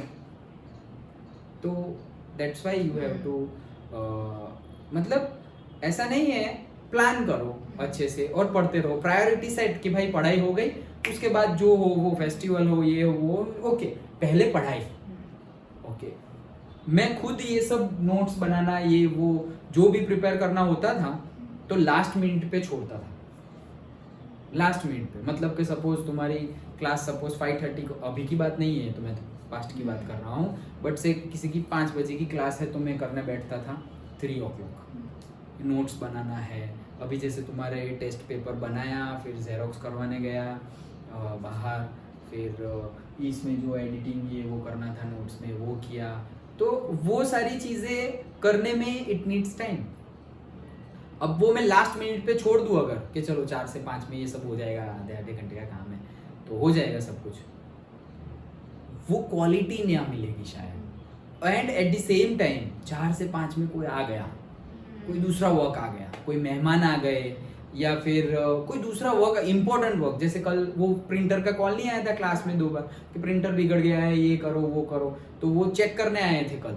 ओके तो चेक करके गए थे, तुम्हारे क्लास से पहले चेक करके गए थे, तो कितना कुछ करना होगा ये वो, तुम्हारी जो कल की नोट्स और वो थी तो वो मुझे स्कैन करनी थी, उसमें जो लिखा हुआ है एंड और वो मेरी जो बुक है उसकी फोटोग्राफ्स PDF थी वो, तो वो मुझे स्कैन करनी थी एंड ऑल। वो भाई साहब आ गए, तो वो तो अपने काम करने आए हैं, हमने अपना काम जब करना था तब नहीं किया, लास्ट मोमेंट पे रखा, सो दैट्स वाई उसकी क्वालिटी डिग्रेड हो जाती है। इसीलिए टाइम टू टाइम अगर करते रहोगे तो पढ़ने में भी मजा आएगी, कॉन्फिडेंस भी बढ़ेगा, और एक दिन ऐसे तैसे हुआ, कुछ प्रॉब्लम हुआ तो भी डिमोटिवेट नहीं हो जाओगे, डिप्रेशन में नहीं आ जाओगे, अरे यार बहुत पढ़ाई चली गई है वो। 1-2 दिन ऐसा कुछ हो भी जाए, तुम चाहोगे नहीं फिर भी अगर हो जाए तो ऐसा कुछ नहीं होगा, लेकिन अभी रेगुलर स्टडी नहीं है और फिर ऐसा कुछ हो गया तो गए काम से, क्योंकि तब तो करना ही पड़ेगा, वैसी सिचुएशन आ गई और वो टाइम पे भी दूसरा ही कुछ हो रहा है। सो हमें नहीं पता ना कि कौन सा हमारा शेड्यूल रहेगा, सो प्रायोरिटी सेट करो, पढ़ना तो है ही और तुम पढ़ोगे ही, पहले पढ़ाई, बाकी सब बाद में। एक्चुअली मैं भी ये सब कर रहा था, मैं तुमको बता रहा हूँ, लेकिन थोड़े टाइम पहले मैं भी ऐसा कर रहा था, बट ना, और कितना कुछ इतना कुछ हुआ, फिर भी माइंड को पता था कि हाँ ऐसा नहीं करना चाहिए वो, लेकिन कहीं पे मजा आती है, कुछ बैठे हैं फोन में देख रहे हैं या कुछ कर रहे हैं, उसमें मजा आती है तो वही चीज करते रहे, अरे भाई उसका टाइम 1 घंटे का था, अब वो छोड़ो, अभी दूसरा काम करो, लाइक दैट। तो हमें जो पसंद आता है वो करते ही रहते हैं। जैसे तुम सब्जेक्ट है, एक सब्जेक्ट अच्छा लग रहा है, ये चैप्टर अच्छा लग रहा है, करते ही जा रहे हैं, न्यूमेरिकली सॉल्व करते जा रहे हैं, अरे बस भाई दूसरे चैप्टर तो लो अब। ओके सो वो हमें मूव भी करना पड़ेगा, सही समय पे हमें मूव कर देना है, कहाँ किसको कितना टाइम देना है, कोई भी बात को कितना टाइम देना है, कोई एक्टिविटी को कितना टाइम देना है, कोई थॉट को कितना टाइम देना है। ऐसा ना हो कि एक बार थॉट ही एक कंटिन्यू चल ही रही है, पागल हो गया, थोड़ी देर सोचना है उस टॉपिक पे, बस खत्म बात, लाइक दैट। ओके चलो, सो आगे देखते हैं क्या हुआ, क्या बोल रहा है, non renewable resources get exhausted in 2100, ये पहले का फोटोग्राफ है 2100 है रे, तो अभी फ्यूचर की ही बात है। चलो सो नाउ हमने डेवलपमेंट का इंट्रो देख लिया, हमने रिसोर्सेज का भी इंट्रो देख लिया। Now we are discussing about the resource planning, कि भाई इंट्रो तो देख लिया, अब प्लान तो करना पड़ेगा। ओके क्योंकि अभी हमने बात की सस्टेनेबल डेवलपमेंट की भी बात की, तो प्लान करना पड़ेगा। तो कैसे प्लान करेंगे, देखो, planning is the widely accepted strategy for judicious use of the resources. जो भी रिसोर्सेज है उसका जुडिशियस मतलब न्यायपूर्ण, जस्टिस बोलते हैं ना, जुडिशियस। ओके तो वैसा रिसोर्सेज होने के लिए, मतलब तुम ऐसा क्या सही यूज होना चाहिए, ना ज्यादा ना कम, एकदम जो होना चाहिए वही होना चाहिए। वो कब होगा, जब तुम प्लान करोगे तब। It is important in a country like India which has an enormous diversity in availability of the resources. और ये बहुत प्लानिंग बहुत ज्यादा इंपॉर्टेंट है, और पर्टिकुलरली इंडिया के लिए, क्योंकि इंडिया में वैरायटी ऑफ रिसोर्सेज नहीं तो बाकी कंट्रीज में क्या है भाई, कोल मिल रहा है तो कोल ही मिल रहा है, गोल्ड मिल रहा है तो सिर्फ गोल्ड ही मिल रहा है, ओके। मेटल्स मिल रहे हैं तो सिर्फ मेटल्स ही मिल रहे हैं, वो भी पर्टिकुलर आयरन मिल रहा है तो आयरन ही मिल रहा है और कोई मेटल ही नहीं मिल रहा। बट इंडिया के पास वाइड वेराइटीज है, that is the gift of nature to India, wide varieties है। फिर चाहे वो तुम रिवर्स ले लो, कितनी डिफरेंट टाइप्स ऑफ रिवर्स और बहती भी कैसे कैसे, पूरा कवर कर दिया है इंडिया को, ओके। माउंटेन्स वो सब हमने 9-10 में देख लिया, लास्ट में भी।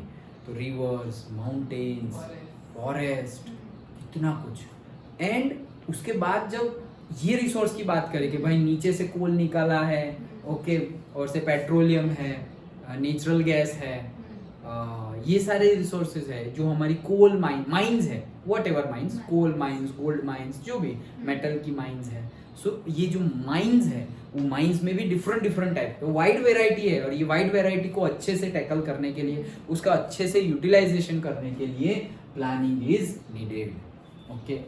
Then second, there are regions which are rich in certain types of resources but are deficient in other resources. मतलब कि इंडिया में वाइड वैरायटी तो है, लेकिन वाइड वैरायटी ऐसा नहीं है कि सब जगह इक्वली बटी हुई है। जैसे कि झारखंड वाला जो बेल्ट है, मतलब छोटा नागपुर बेल्ट हम बोलते हैं, जैसे कि छत्तीसगढ़ है, झारखंड है, वो साइड पे माइंस ज्यादा है, वो साइड पे माइंस ज्यादा है, ओके।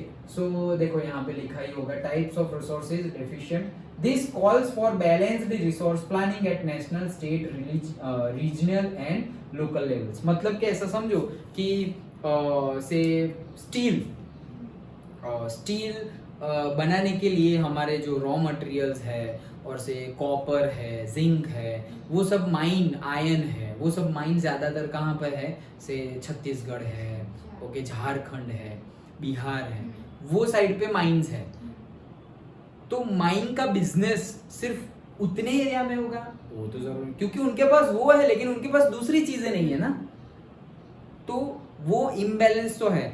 तो अब ये रिस्पॉन्सिबिलिटी है गवर्नमेंट की भी और हमारी भी, अगर हमारे अंडर में हो तो हमारी, अदरवाइज गवर्नमेंट की रिस्पॉन्सिबिलिटी है कि ये जो रिसोर्सेज है उसका इक्वल डिस्ट्रीब्यूशन हो through out the nation, states, थोड़े रीजन वाइज और लोकल में भी, सबको, ओके। जैसे नर्मदा रिवर है तो Narmada river is for Gujarat, okay, मतलब यहाँ से, जब एमपी में भी, एमपी में है एंड देन गुजरात में है, ओके।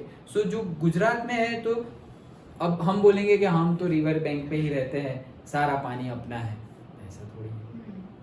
फिर नॉर्थ गुजरात में रहते हैं वो लोग क्या करेंगे? तो इसीलिए फिर हमने पूरी की पूरी कैनाल यहाँ से वहाँ तक ले गए हैं, ओके। सो लाइक दैट, तो उसका सही यूज होना चाहिए।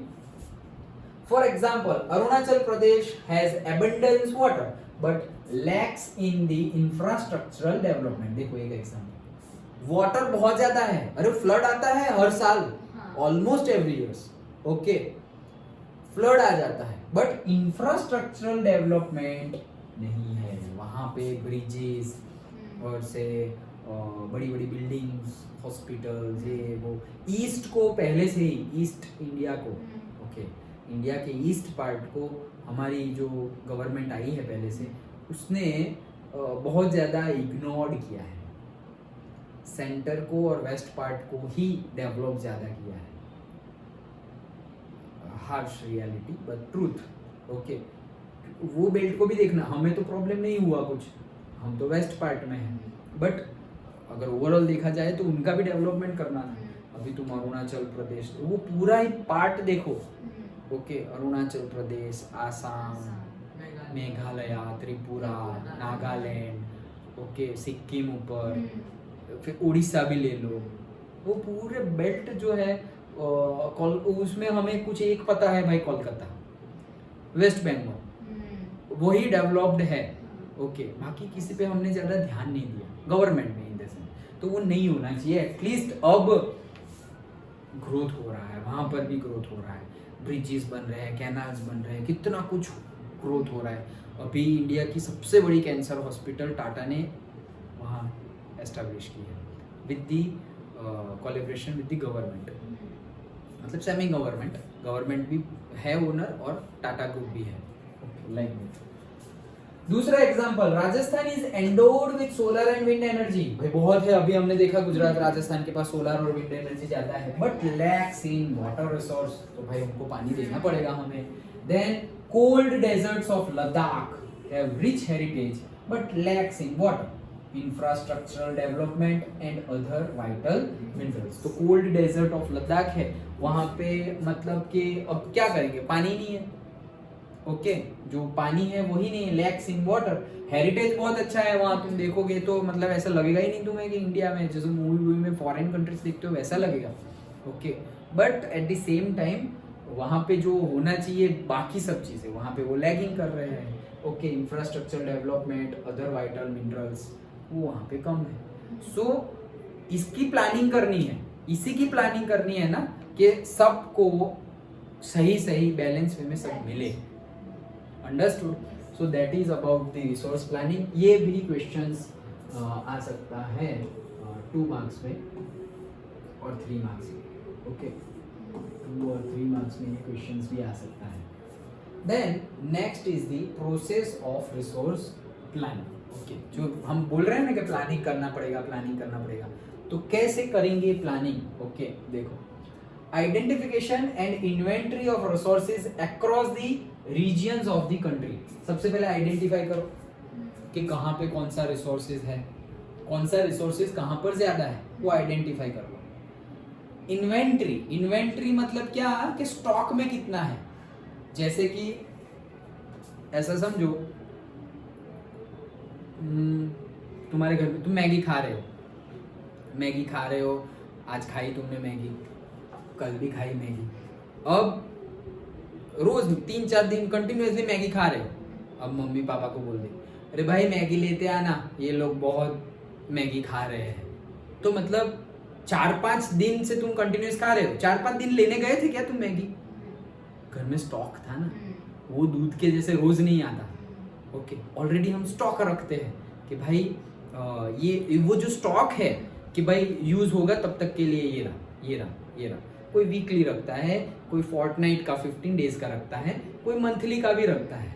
ओके, तो भाई ये जो भी कंजम्पशन होगा वो हम यूज करेंगे, तो उसी को बोलते हैं इन्वेंटरी। कि प्री डिफाइंड, पहले से तुम प्रिडिक्ट करके रख रहे हो कि इतना यूज हमारा होगा, तो वो है तुम्हारे पास है। उससे ज्यादा हो तो तुम किसी और को दे दो, लाइक दैट। ओके, तो वैसे ही ये एक तो हो गया कि आइडेंटिफाई करो कि कहाँ कौन सा रिसोर्सेज ज्यादा है। और इन्वेंटरी ऑफ रिसोर्सेज मतलब कि सपोज ऐसा मैंने जैसे बताया अभी, गुजरात से वहां पे छत्तीसगढ़ और वहां पे माइंस ज्यादा है, तो माइंस की इंडस्ट्रीज भी वहां ज्यादा है। तो वो जो माइंस में से निकला है मटेरियल, वो मटेरियल पूरे इंडिया में भेजना है, लेकिन सबसे ज्यादा तो वहां के लोगों को भी तो चाहिए, क्योंकि वहां पे ही है माइंस। ऐसा ना हो कि भाई इंडिया के कॉर्नर पे कहीं और जगह पे वो इंडस्ट्री बहुत अच्छी है, पर्टिकुलरली से स्टील मेकिंग प्लांट है। ओके, तो वो स्टील इंडस्ट्री वहां पर बहुत अच्छी चल रही है, लेकिन जहां से स्टील बन रहा है, जहां उसका रॉ मटेरियल निकल रहा है, वहां पे वो इंडस्ट्री लॉस में जा रही है। वैसा तो नहीं होना चाहिए, जहां पे है वहां पर तो अच्छे से होना चाहिए। तो होगा क्या कि जो भी रॉ मटेरियल निकाला है कि भाई ये इंडस्ट्री को कितना चाहिए, तो बोलेंगे कि 1 मेट्रिक टन, तो 1 मेट्रिक टन उसको दे दिया, वो इन्वेंट्री है 1 मेट्रिक टन। जैसे ही 1 मेट्रिक टन से आधा मेट्रिक टन हुआ यूज करते करते, यहां से निकला, वो वापस ये लो भाई तुम अपना 1 मेट्रिक टन ही रखो। ओके, तो स्टॉक में रखा है। उससे ज्यादा जो भी हुआ वो निकाल के पूरे इंडिया में जाने दो। समझ में आया? Okay, that is inventory. Inventory of resources across the regions of the country. This involves surveying, mapping, and quantitative and qualitative estimations and measurements of the resources. तो ये आइडेंटिफिकेशन में, इन्वेंटरी में क्या क्या होता है? सर्वेइंग मतलब जांच पड़ताल करना कि कितना है, क्या है। Okay, then mapping. Okay, mapping तो मैप भी करना कि भाई कहाँ कहाँ है, कहाँ कहाँ है। ओके, सो जांच पड़ताल करना वहां जाके, और कितने एरिया में है सब कुछ मैप करना। एंड क्वांटिटेटिव एंड क्वालिटेटिव, कितना है और कैसी क्वालिटी में, सब कुछ सेम क्वालिटी में है या थोड़ा बहुत अच्छी क्वालिटी, थोड़ी डाउन क्वालिटी, सब कुछ मेजरमेंट करना, उसका estimation and measurement of the resources. Okay, तो ये पूरा हुआ क्या process of resource planning. Resource planning important है, इंडिया जैसी कंट्री में इंपॉर्टेंट है, और एक जगह पे बहुत अच्छे रिसोर्सेज है लेकिन वही जगह पे दूसरे रिसोर्सेज बहुत कम है, उसके एग्जांपल देखें। अब ये रिसोर्स प्लानिंग करेंगे कैसे, मेथड ऑफ रिसोर्स प्लानिंग, ये तो why resource planning is important, इसका आंसर अगर ऐसा पूछे why resource planning is important तो तुम्हें ये 3 पॉइंट लिखना है। How to do resource planning, then you have to write down this point।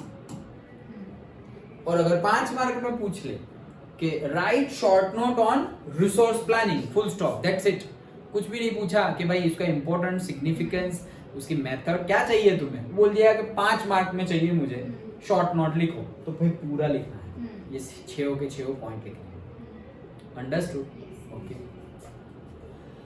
And third, second, evolving a planning structure endowed with the appropriate technology, skills and institutional setup for implementing resource development plans। मतलब कि जो भी हमने ये पहले तो identify कर लिया इन्वेंटरी कि इतना है, कौन सी क्वांटिटी में, क्वालिटी में है, कितने रीजन में, सब कुछ पता कर लिया। और पता करने के बाद उसके ऊपर स्टडी करनी पड़ेगी स्टार्टिंग में। तो वो जो स्टडी करेंगे हम, वो स्टडी के लिए technology, skills, institution, school, colleges, वो सब भी आसपास होना चाहिए। फिर ऐसा ना हो कि हमारे पास जैसे पोटेंशियल रिसोर्सेज एक टाइप था हमारा स्टेटस ऑफ डेवलपमेंट में पोटेंशियल, तो ऐसा ना हो कि हमारे पास तो है ही ऑलरेडी, रिसोर्स तो है, उसका यूज कैसे करना है वो हमें नहीं आता, तो उसका मीनिंग क्या है फिर? ऐसा समझो कि हमने, अब तो हमारे पास है, लेकिन ऐसा समझो कि हमारे पास जब परमिशन नहीं थी या जब तक हमने पहला एक्सपेरिमेंट नहीं किया था, और उसके पहले अगर तुम्हें मिले वो से तुम्हें थोरियम मिला, ओके, सो थोरियम मिला, रेडियम मिला, ओके, यूरेनियम मिला, तो ये जो न्यूक्लियर, ये सारे रेडियो एक्टिव एलिमेंट्स हैं, ओके, तो न्यूक्लियर पावर प्लांट में ये यूज होते हैं यूरेनियम एंड ऑल। अब तुम्हें यूरेनियम मिल गया, तुम्हें पता ही नहीं है कि वो यूरेनियम का करना क्या है, ये पत्थर का टुकड़ा है, ऐसे करके तुमने फेंक के रखा हुआ है, वो बोलते हैं ना कि तुम्हें मैंने ऐसे दे दिया, अब तुम्हें पता ही नहीं है कि वो ग्लास, टूटा हुआ ग्लास है या डायमंड है, वो तुम पता ही नहीं कर पाओ, उसका शेप आगे पीछे से देखो तो वो टूटा हुआ ग्लास जैसा लगेगा, बट मे बी वो डायमंड हो। वो बोलते हैं ना हीरे को कौन पहचानता है? जोहरी, ओके। तो वो पता होना चाहिए, नहीं तो फिर हमारे पास होगा फिर भी हमें पता नहीं चलेगा, okay. So that is there कि वो पता होना चाहिए, तो वो पता होने के लिए हमारे पास स्किल, नॉलेज, डेवलपमेंट, पूरा जो सेटअप है, स्कूल, कॉलेजेस, वो सब कुछ होना चाहिए, इंस्टीट्यूशंस होने चाहिए। Then matching the resource development plans with overall national development plans. तो जो रिसोर्सेज प्लान है, मतलब जो हमारा डेवलपमेंट का प्लान है, और वो जो नेशन वाइज जो हमारा प्लान है, उसको मैच करते रहना है। नहीं तो ऐसा ना हो कि हम नेशन वाइज तो ध्यान दे रहे हैं लेकिन वहाँ पे खत्म हो गया सब, या फिर वहाँ पे कोई एक रीजन में ध्यान दे रहे हैं लेकिन वो इक्वालिटी नहीं आई, नेशन में इक्वालिटी नहीं आई, वो ना हो। तो वो मैचिंग हमेशा करते रहना है कि भाई सब कुछ बैलेंस वे में हो रहा है या नहीं। अंडरस्टूड? ओके, सो ये हमारा है रिसोर्स प्लानिंग। एंड नेक्स्ट आता है हमारे पास land resource, okay. So land resource की बात करते हैं। लैंड भी हमारे पास बहुत ज़्यादा है। So plains 43% of India provide facilities for agriculture and industries.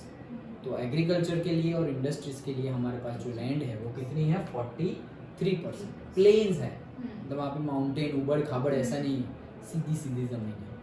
Then mountains, 30% of the India ensures perennial flow of rivers.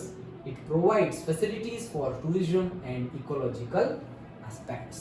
Okay, so 30% जो हमारा हिमालयाज है, हिमालय के रेंजेस है, तो वो उसमें आ गई। वैसे भी वेस्टर्न घाट्स है और ईस्टर्न घाट्स है, तो वो पूरा ही हमारा माउंटेन्स आ गया जो 30% एरिया कवर भी कर रहा है। एंड प्लेट्यू रीजन जो है, डेक्कन प्लेट्यू जो हम बोलते हैं वो, तो डेक्कन प्लेट्यू और प्लेट्यू रीजन जो है 27% of India possesses rich reserves of minerals, fossil fuels and forest. Okay, तो यहाँ पे ये रिच है यहाँ पर minerals, fossil fuels and forest. Okay, सब जगह डिफरेंट डिफरेंट है। तो ये हमारे लैंड के रिसोर्सेज है। 43% लैंड रिसोर्सेज जो है हमारा, वहाँ पे क्या हो रहा है, वहाँ पे एग्रीकल्चर एक्टिविटी और इंडस्ट्रीज हो रही है। माउंटेन है तो वहाँ पे माउंटेन रिलेटेड जितने भी रिसोर्सेज है, रिवर्स हो गई, ओके, फॉरेस्ट हो गए, फॉरेस्ट की प्रोडक्ट्स हो गई सारी, वो सभी उसमें आएंगे। देन प्लेट्यू है, प्लेट्यू में हमारे ओर्स और जे माइंस, वो सब कुछ मिनरल्स सबसे ज्यादा है वहाँ पर, और फोसाइल फ्यूल और फॉरेस्ट तो है। ओके, फोसाइल फ्यूल और फॉरेस्ट तो यहाँ पर भी होंगे, माउंटेन्स में भी हम लिख सकते हैं। ओके, सो ये हमारे मतलब जो पूरा इंडिया है उसको डिवाइड करके बताया गया है कि लैंड रिसोर्स कैसा है।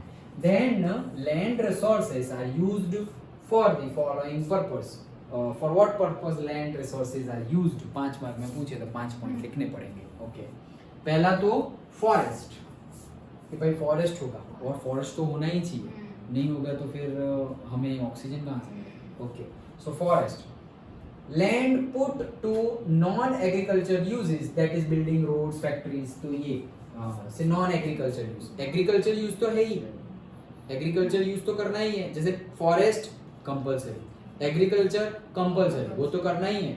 नॉन एग्रीकल्चर में फिर सब कोई थोड़ी एग्रीकल्चर करता है। ओके, तो नॉन एग्रीकल्चर एक्टिविटी, इंडस्ट्री डालनी है, स्कूल बनानी है, हॉस्पिटल बनाना है, तो वो नॉन एग्रीकल्चर लैंड पे ही करेंगे। Okay, building roads, factories. Then net sown area, area sown more than once in an agriculture year plus net sown area is known as the gross cropped area। एक mark में अगर पूछा जाए तो gross cropped area, तो क्या है, area sown more than once in an agriculture year. Okay, एक साल में जितना एरिया को तुम सो कर रहे हो, मतलब सीड, नए सीड्स डाल रहे हो वो, and plus net sown area, मतलब टोटल ऐसा कितना एरिया है, टोटल ऐसा कितना है जहाँ पे सो कर रहे हो वो, और वो कितना है, टोटली कितना है। ओके, वो जो है वो है gross cropped area. Then fourth, fallow lands, तो land left without cultivation for more than 1 year and 1 agriculture year, मतलब कि 1 साल या 1 एग्रीकल्चर ईयर बोल दो। सबका देखो ईयर मतलब ईयर होता है, वो तो 12 मंथ ही होंगे, लेकिन एग्रीकल्चर ईयर एग्रीकल्चर सीजन के अकॉर्डिंगली होंगे। जैसे तुम्हारा एकेडमिक ईयर होता है तो हम एकेडमिक ईयर बोलते हैं ना कि भाई अप्रैल टू मार्च, और से जून से पकड़ो, सो जून टू अप्रैल, और से मई, लाइक दैट। फिर इकोनॉमिकल ईयर भी होता है, जिसके बेस पे सारे अकाउंट्स 31 मार्च को अकाउंट्स क्लोज हो जाते हैं, सो 1 अप्रैल टू 31 मार्च दूसरे साल की। तो वो सारे ईयर तो 12 मंथ ही होंगे, मतलब इंक्लूड्स, बट टाइमिंग 1 जनवरी से गिनेंगे वो नेसेसरी नहीं है। ओके, हाँ, नेट सोन एरिया, देखो नेट सोन एरिया में क्या है, area sown more than once, मतलब कि कोई एक जगह पे तुमने एक से ज्यादा बार सो किया, मतलब ये लैंड है, इसमें तुमने ये सो किया, से 6 मंथ लगे, हार्वेस्ट कर दिया यहाँ पे, अब फिर से यहीं पे यही जगह पे 6 मंथ, ये 6 मंथ फिर से डाला, सो किया, उसको भी हार्वेस्ट कर दिया 6 मंथ, ये हो गया। ये एक पर्टिकुलर लैंड का मोर देन 1, मतलब एक से ज्यादा कोई भी जगह पे तुमने सो किया, वो एक, and plus net sown area, मतलब ये नेट सोन एरिया कितना है, इतना है, ये नेट सोन एरिया है, मतलब जहां तुम सो करते हो, मतलब कि ऐसा समझो ये पूरा हमारा इंडिया है, सपोज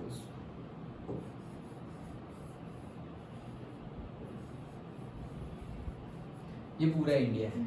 अब पूरे इंडिया में ऐसा समझो कि तुमने 1 2 3 4 वाले थोड़ा सो गया, एक बार से 4 मंथ का किया एक बार, फिर दूसरी बार वही जगह पे दूसरी बार 4 मंथ का किया, तीसरी बार 4 मंथ का किया। ओके, तो एक्चुअली करना क्या है तुम्हें कि अगर इंडिया का सपोज, मैं ऐसे रफली बता रहा हूँ कि ये जो मैप यहाँ मैंने ड्रॉ किया है उसका एरिया होगा अगर से 10 सेंटीमीटर स्क्वायर, उसका एरिया ये है। तो 10 सेंटीमीटर स्क्वायर में मैंने कितनी बार किया? 3 बार किया, तो वो एक्चुअली गिना जाएगा 30 सेंटीमीटर स्क्वायर। तो ये कैसे आया कि भाई 10 प्लस 10 प्लस 10 लाइक दैट, समझे? पक्का? चलो, सो फैलो लैंड्स मतलब क्या कि कोई एक लैंड पे एग्रीकल्चर एक्टिविटी की और बिकॉज ऑफ एनी रीजन तुम शिफ्ट हो गए, ये हो गया, वो हो गया, बारिश नहीं हुआ, या फिर वहाँ एनिमल्स आ गए, या कुछ भी हुआ, इंडस्ट्रीज नहीं आई, बाकी कुछ भी हुआ, लेकिन वो लैंड को तुमने छुआ ही नहीं, किसी ने भी, तुमने इन द सेंस किसी ने भी वो लैंड पे वापस गए नहीं, ओके, जिसको हम बैरन लैंड बोलते हैं, उसको छोड़ दिया वैसे ही, तो उसको बोला जाता है fallow lands. And other uncultivated land मतलब वो बैरन लैंड जहां पे कल्टीवेशन नहीं होगा। Permanent pastures and grazing land, land under the miscellaneous tree crops groves, culturable waste land, that's it. मतलब ये वेस्ट लैंड मतलब बैरन लैंड भी आ गया, एट द सेम टाइम जहां पे पैस्चर्स और ग्रेजिंग एक्टिविटी कर सको तुम, ओके, मतलब एग्रीकल्चर तो नहीं कर सकते, लेकिन वो घास जो होती है, ग्रेजिंग और पैस्चर एक्टिविटी जो है, वो तुम रेगुलरली पूरे साल कर सकते हो, वैसी लैंड होगी। तो वो लैंड पे सिर्फ वही कर सकते हो, ग्रेजिंग एक्टिविटी, और कुछ नहीं, एग्रीकल्चर नहीं, ओके, लाइक दैट। तो उसे बोला जाता है अदर अनकल्टिवेटेड लैंड, मतलब वहां पे कोई कल्टीवेशन नहीं हो रहा है। अंडरस्टूड? ओके, सो समझ में आया ना? ओके, सो ये है लैंड रिसोर्स से लैंड रिसोर्स और पर्पस क्या है वो, ओके, डन? ओके, कितना टाइम हुआ है? 5 मिनट। सो लैंड रिसोर्स के बाद आता है, ये बहुत बड़ा टॉपिक है, तो छोटा हो तो देख लेते हैं। सॉइल आ गया,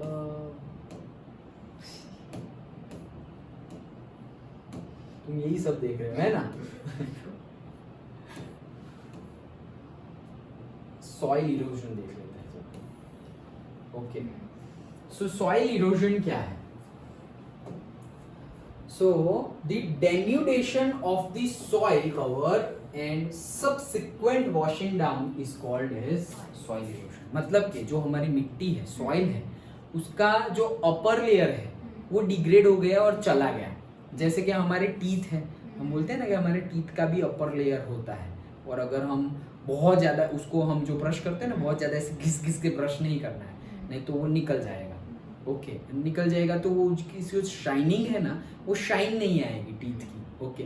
वैसे ही जो सॉइल का अपर लेयर है उसका डेन्यूडेशन, डिग्रेडेशन हो गया है, ओके, और पानी के साथ वो बह गया, तो उसे बोलेंगे हम soil erosion, okay. So denudation of the soil cover and subsequent washing down, okay, is known as soil erosion. उसके कॉज क्या है? तो भाई ये इंपॉर्टेंट क्वेश्चन है, ओके, 5 मार्क्स में भी पूछा जा सकता है।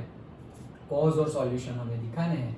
सो पहला तो है डिफॉरेस्टेशन एंड ओवरग्रेजिंग, मतलब कि तुमने पेड़ काटते गए तो उसे बोलते हैं डिफॉरेस्टेशन। और ओवरग्रेजिंग मतलब ज्यादा ही, जितना मतलब कि तुम्हें लेने गया, ये ग्रेजिंग लैंड है तो तुम्हें लेके आने हैं 100 कैटल्स और तुम लेके चले गए 5000 कैटल्स, तो होगा क्या? पूरे का पूरा सफाचट कर दिया, कुछ बचेगा ही नहीं दूसरे के लिए, पूरा ही खत्म हो गया। ओवर ग्रेजिंग कर दिया, ओवर ग्रेजिंग। पहले मतलब थोड़ा बहुत किया होता तो फिर बारिश आती, हवाएं चलती, तो एटलीस्ट कुछ धूल मिट्टी उड़ती तो नहीं, वहां पे ग्रास है, सब कुछ है। अब तो तुमने पूरा ऐसे पूरा साफ कर दिया है।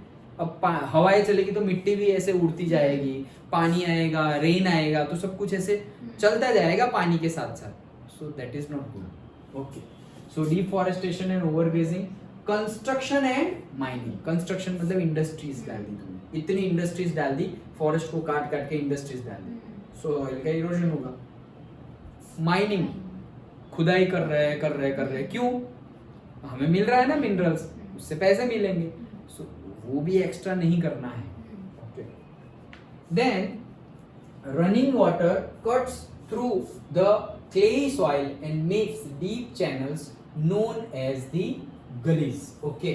मतलब कि जो रनिंग वाटर है, पूरी की पूरी जो क्लेई सॉइल है, मतलब कि जो चिपचिपी क्ले वाली होती है ना, जो जिससे हम जैसे कि गणेशोत्सव में गणेश जी बनाते हैं, मिट्टी के, ओके, तो वो क्लेई सॉइल होती है, ऐसे चिपक जाते हैं। अभी तो मतलब वो छोटे बच्चों को वो क्ले भी आती है खेलने वाली, सब छोटे छोटी चीजें सब बनाते हैं लोग, सो वैसे ही उसकी कैरेक्टरिस्टिक्स होती है। ओके, सो वो जो क्लेई सॉइल है उसमें से पानी कहीं से गिरा और वो ऐसे जगह बना के, मतलब ये माउंटेन है और यहाँ पे ऐसी है लैंड और रिवर भी बह रही है यहाँ से ऐसे, तो यहाँ से ऐसे कोई एक स्ट्रीम निकली और यहाँ से ऐसे जगह करके करके एकदम नीचे चली गई। ओके, तो वो जो गली बन गई, वो जो एरिया बन गया, वो तो गया, अब वो जगह पे कुछ हो नहीं सकता, वो तो खाली एक रोड ब्लैंक होल जैसा हो गया ना, सो वो गलीज बन जाती है and that is not good. Okay, then water flows as a sheet over large areas down the slope. This cause washing away of the topsoil. This is called the sheet erosion. मतलब बहुत ज्यादा पानी एक साथ आया, as a sheet, बहुत ज्यादा पानी, मतलब ये लैंड है तो बहुत ज्यादा पानी एक साथ आया तो सारी की सारी ऊपर का कवर सॉइल का जो अपर लेयर है वो लेके चला गया। ओके, तो उससे भी इरोजन होगा सॉइल का। And lastly, wind blows loose soil off flat or say sloping land, and this is called as wind erosion. तो wind की वजह से जो soil erosion होता है, मतलब जो wind flow होगा, तो wind flow होगा तो फिर उसमें भी upper layer को उठा के वो चली जाएगी wind और कहीं और जगह पे धूल मिट्टी हो जाएगी। ओके, सो इससे भी soil का erosion होता है। तो ये सारे cause है। सबसे एक point तुम्हें इसमें कोई भी point भूलना तो नहीं है, but this is most important. Deforestation and overgrazing दोनों, मतलब first two, okay, first two जो इजी भी है वो दोनों तुम्हें पहले ही लिखने हैं, क्योंकि वो लिखे तो मतलब कि हाँ इसको पता है लाइक दैट। ओके, वो मतलब यही सीक्वेंस रखना, सीक्वेंस चेंज मत करना पर्टिकुलरली इन दिस क्वेश्चन। इसके सॉल्यूशन क्या है? डिफॉरेस्टेशन का सॉल्यूशन एफॉरेस्टेशन, ज्यादा से ज्यादा पेड़ उगाओ। ओके, सो ये afforestation. Okay, plowing along the contour lines can de-accelerate the flow of water down the slopes. This is contour plowing. तो contour plowing सुना है तुमने? ओके, जैसे कि ये माउंटेन्स है तो यहाँ से पानी गिरेगा तो सुसर करके नीचे आ जाएगा। ओके, माउंटेन है और यहाँ से पानी गिरेगा तो एकदम स्लोपी है तो चला जाएगा, तो कितना सॉइल इरोजन हो जाएगा माउंटेन का। लेकिन तुमने यहाँ पे ऐसे कंटूर बनाए हैं ऐसे, तो पानी सपोज यहाँ से आया फिर ऐसे नीचे नहीं जाएगा, ये कंटूर में आगे बहेगा, फिर ये कंटूर में ऐसे ऐसे ऐसे ऐसे बहते बहते बहते बहते झरने के स्ट्रीम जैसे नीचे बहेगा। सो इससे होगा क्या, इरोजन नहीं हो जाएगा, पानी सब कुछ लेके नहीं चला जाएगा। तो that is the method contour plowing. Then steps can be cut out on the slopes making terrace.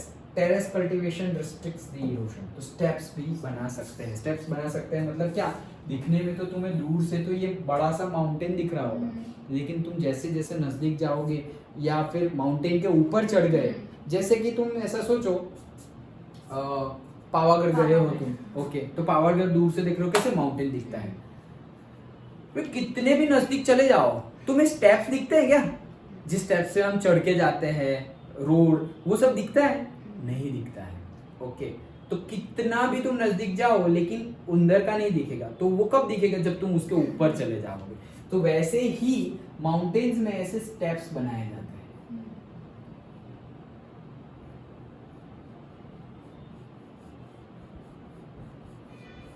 तो होगा क्या, आगे पानी यहाँ आएगा, फिर वापस ऐसे, फिर वापस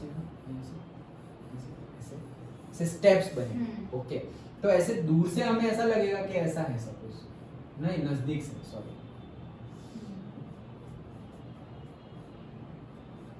तो सर कंटूर प्लॉटिंग और इसमें फर्क क्या है? फर्क सिर्फ इतना है, कंटूर में आर्क्स होते हैं, आर्क ऐसे आर्क होते हैं, और इसमें स्टेप्स होते हैं। That is difference, otherwise same.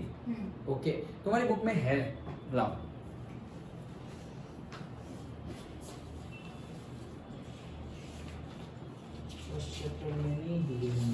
लेकिन 9th में बहुत अच्छे से दी थी उन्होंने, जीएससीबी जो है ना, ये देखो गली इरोजन का भी फोटोग्राफ दिया हुआ है।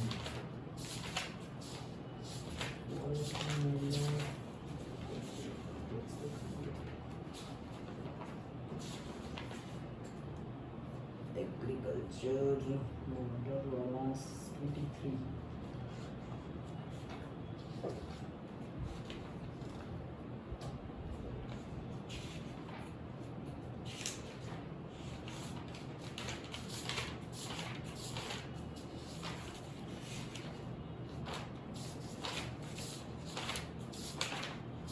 तुम्हारी बुक में नहीं है, जीएसीबी की बुक में है।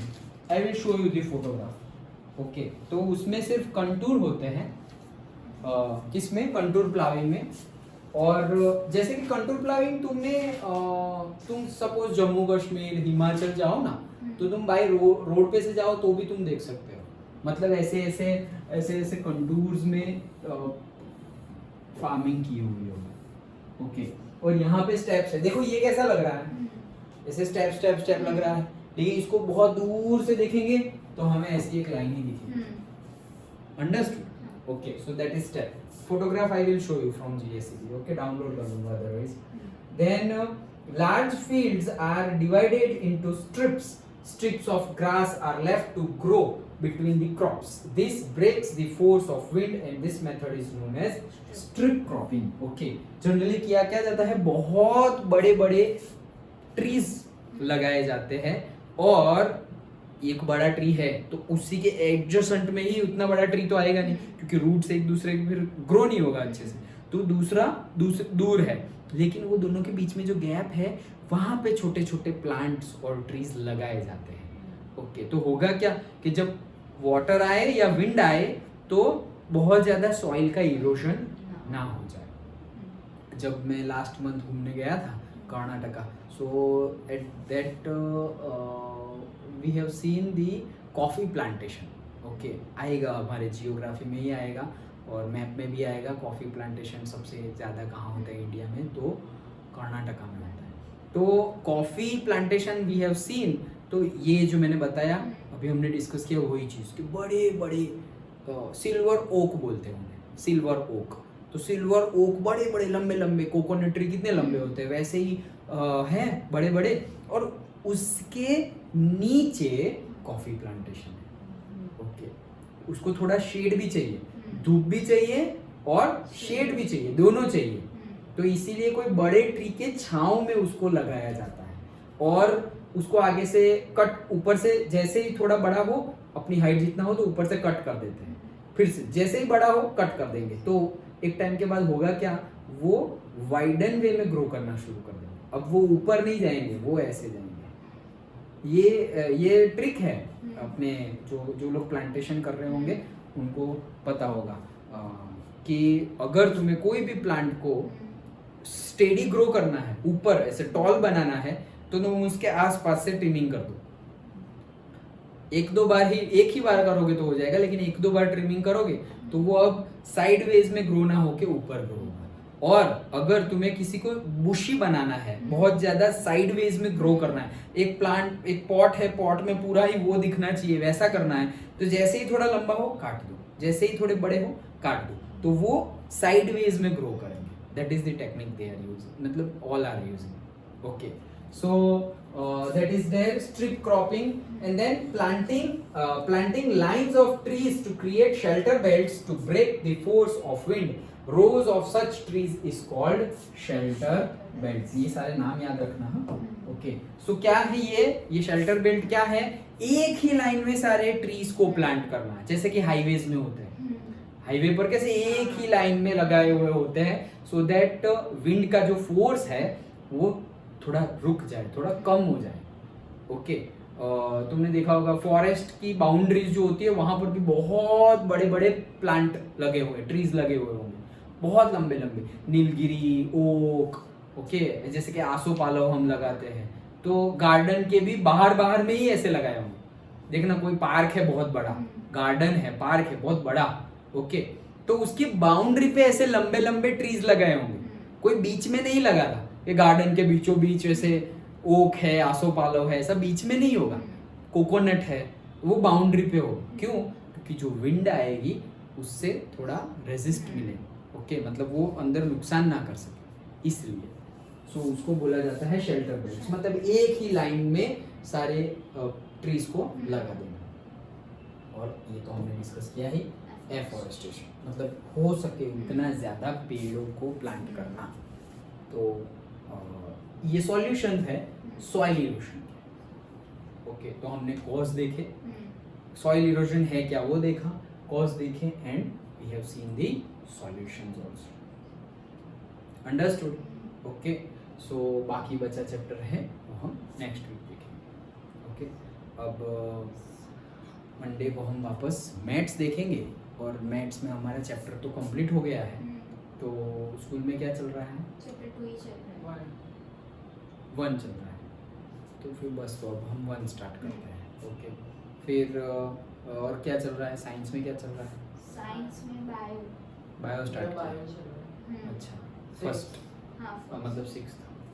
देन एसएसटी इंग्लिश में, एसएस इंग्लिश में पोएम्स हो गई वो। पोएम स्टार्ट की। हाँ मतलब चैप्टर तो हो ही गया वो, अ लेटर टू गॉड, और 2 पोएम्स हो गई उसकी छोटी। छोटी छोटी। हमारे इंग्लिश में भी स्टार्ट नहीं किया, इंग्लिश और एसएसटी दोनों। अच्छा, एसएसटी में ज्योग्राफी में ये चल रहा है।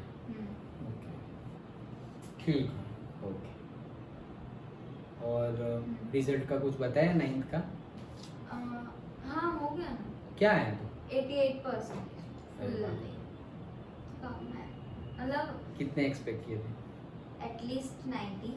हाँ पर 88। अच्छा, चलो, मेहनत कर लेना अभी। रैंक आता है स्कूल में, देते हैं रैंक? नहीं देते।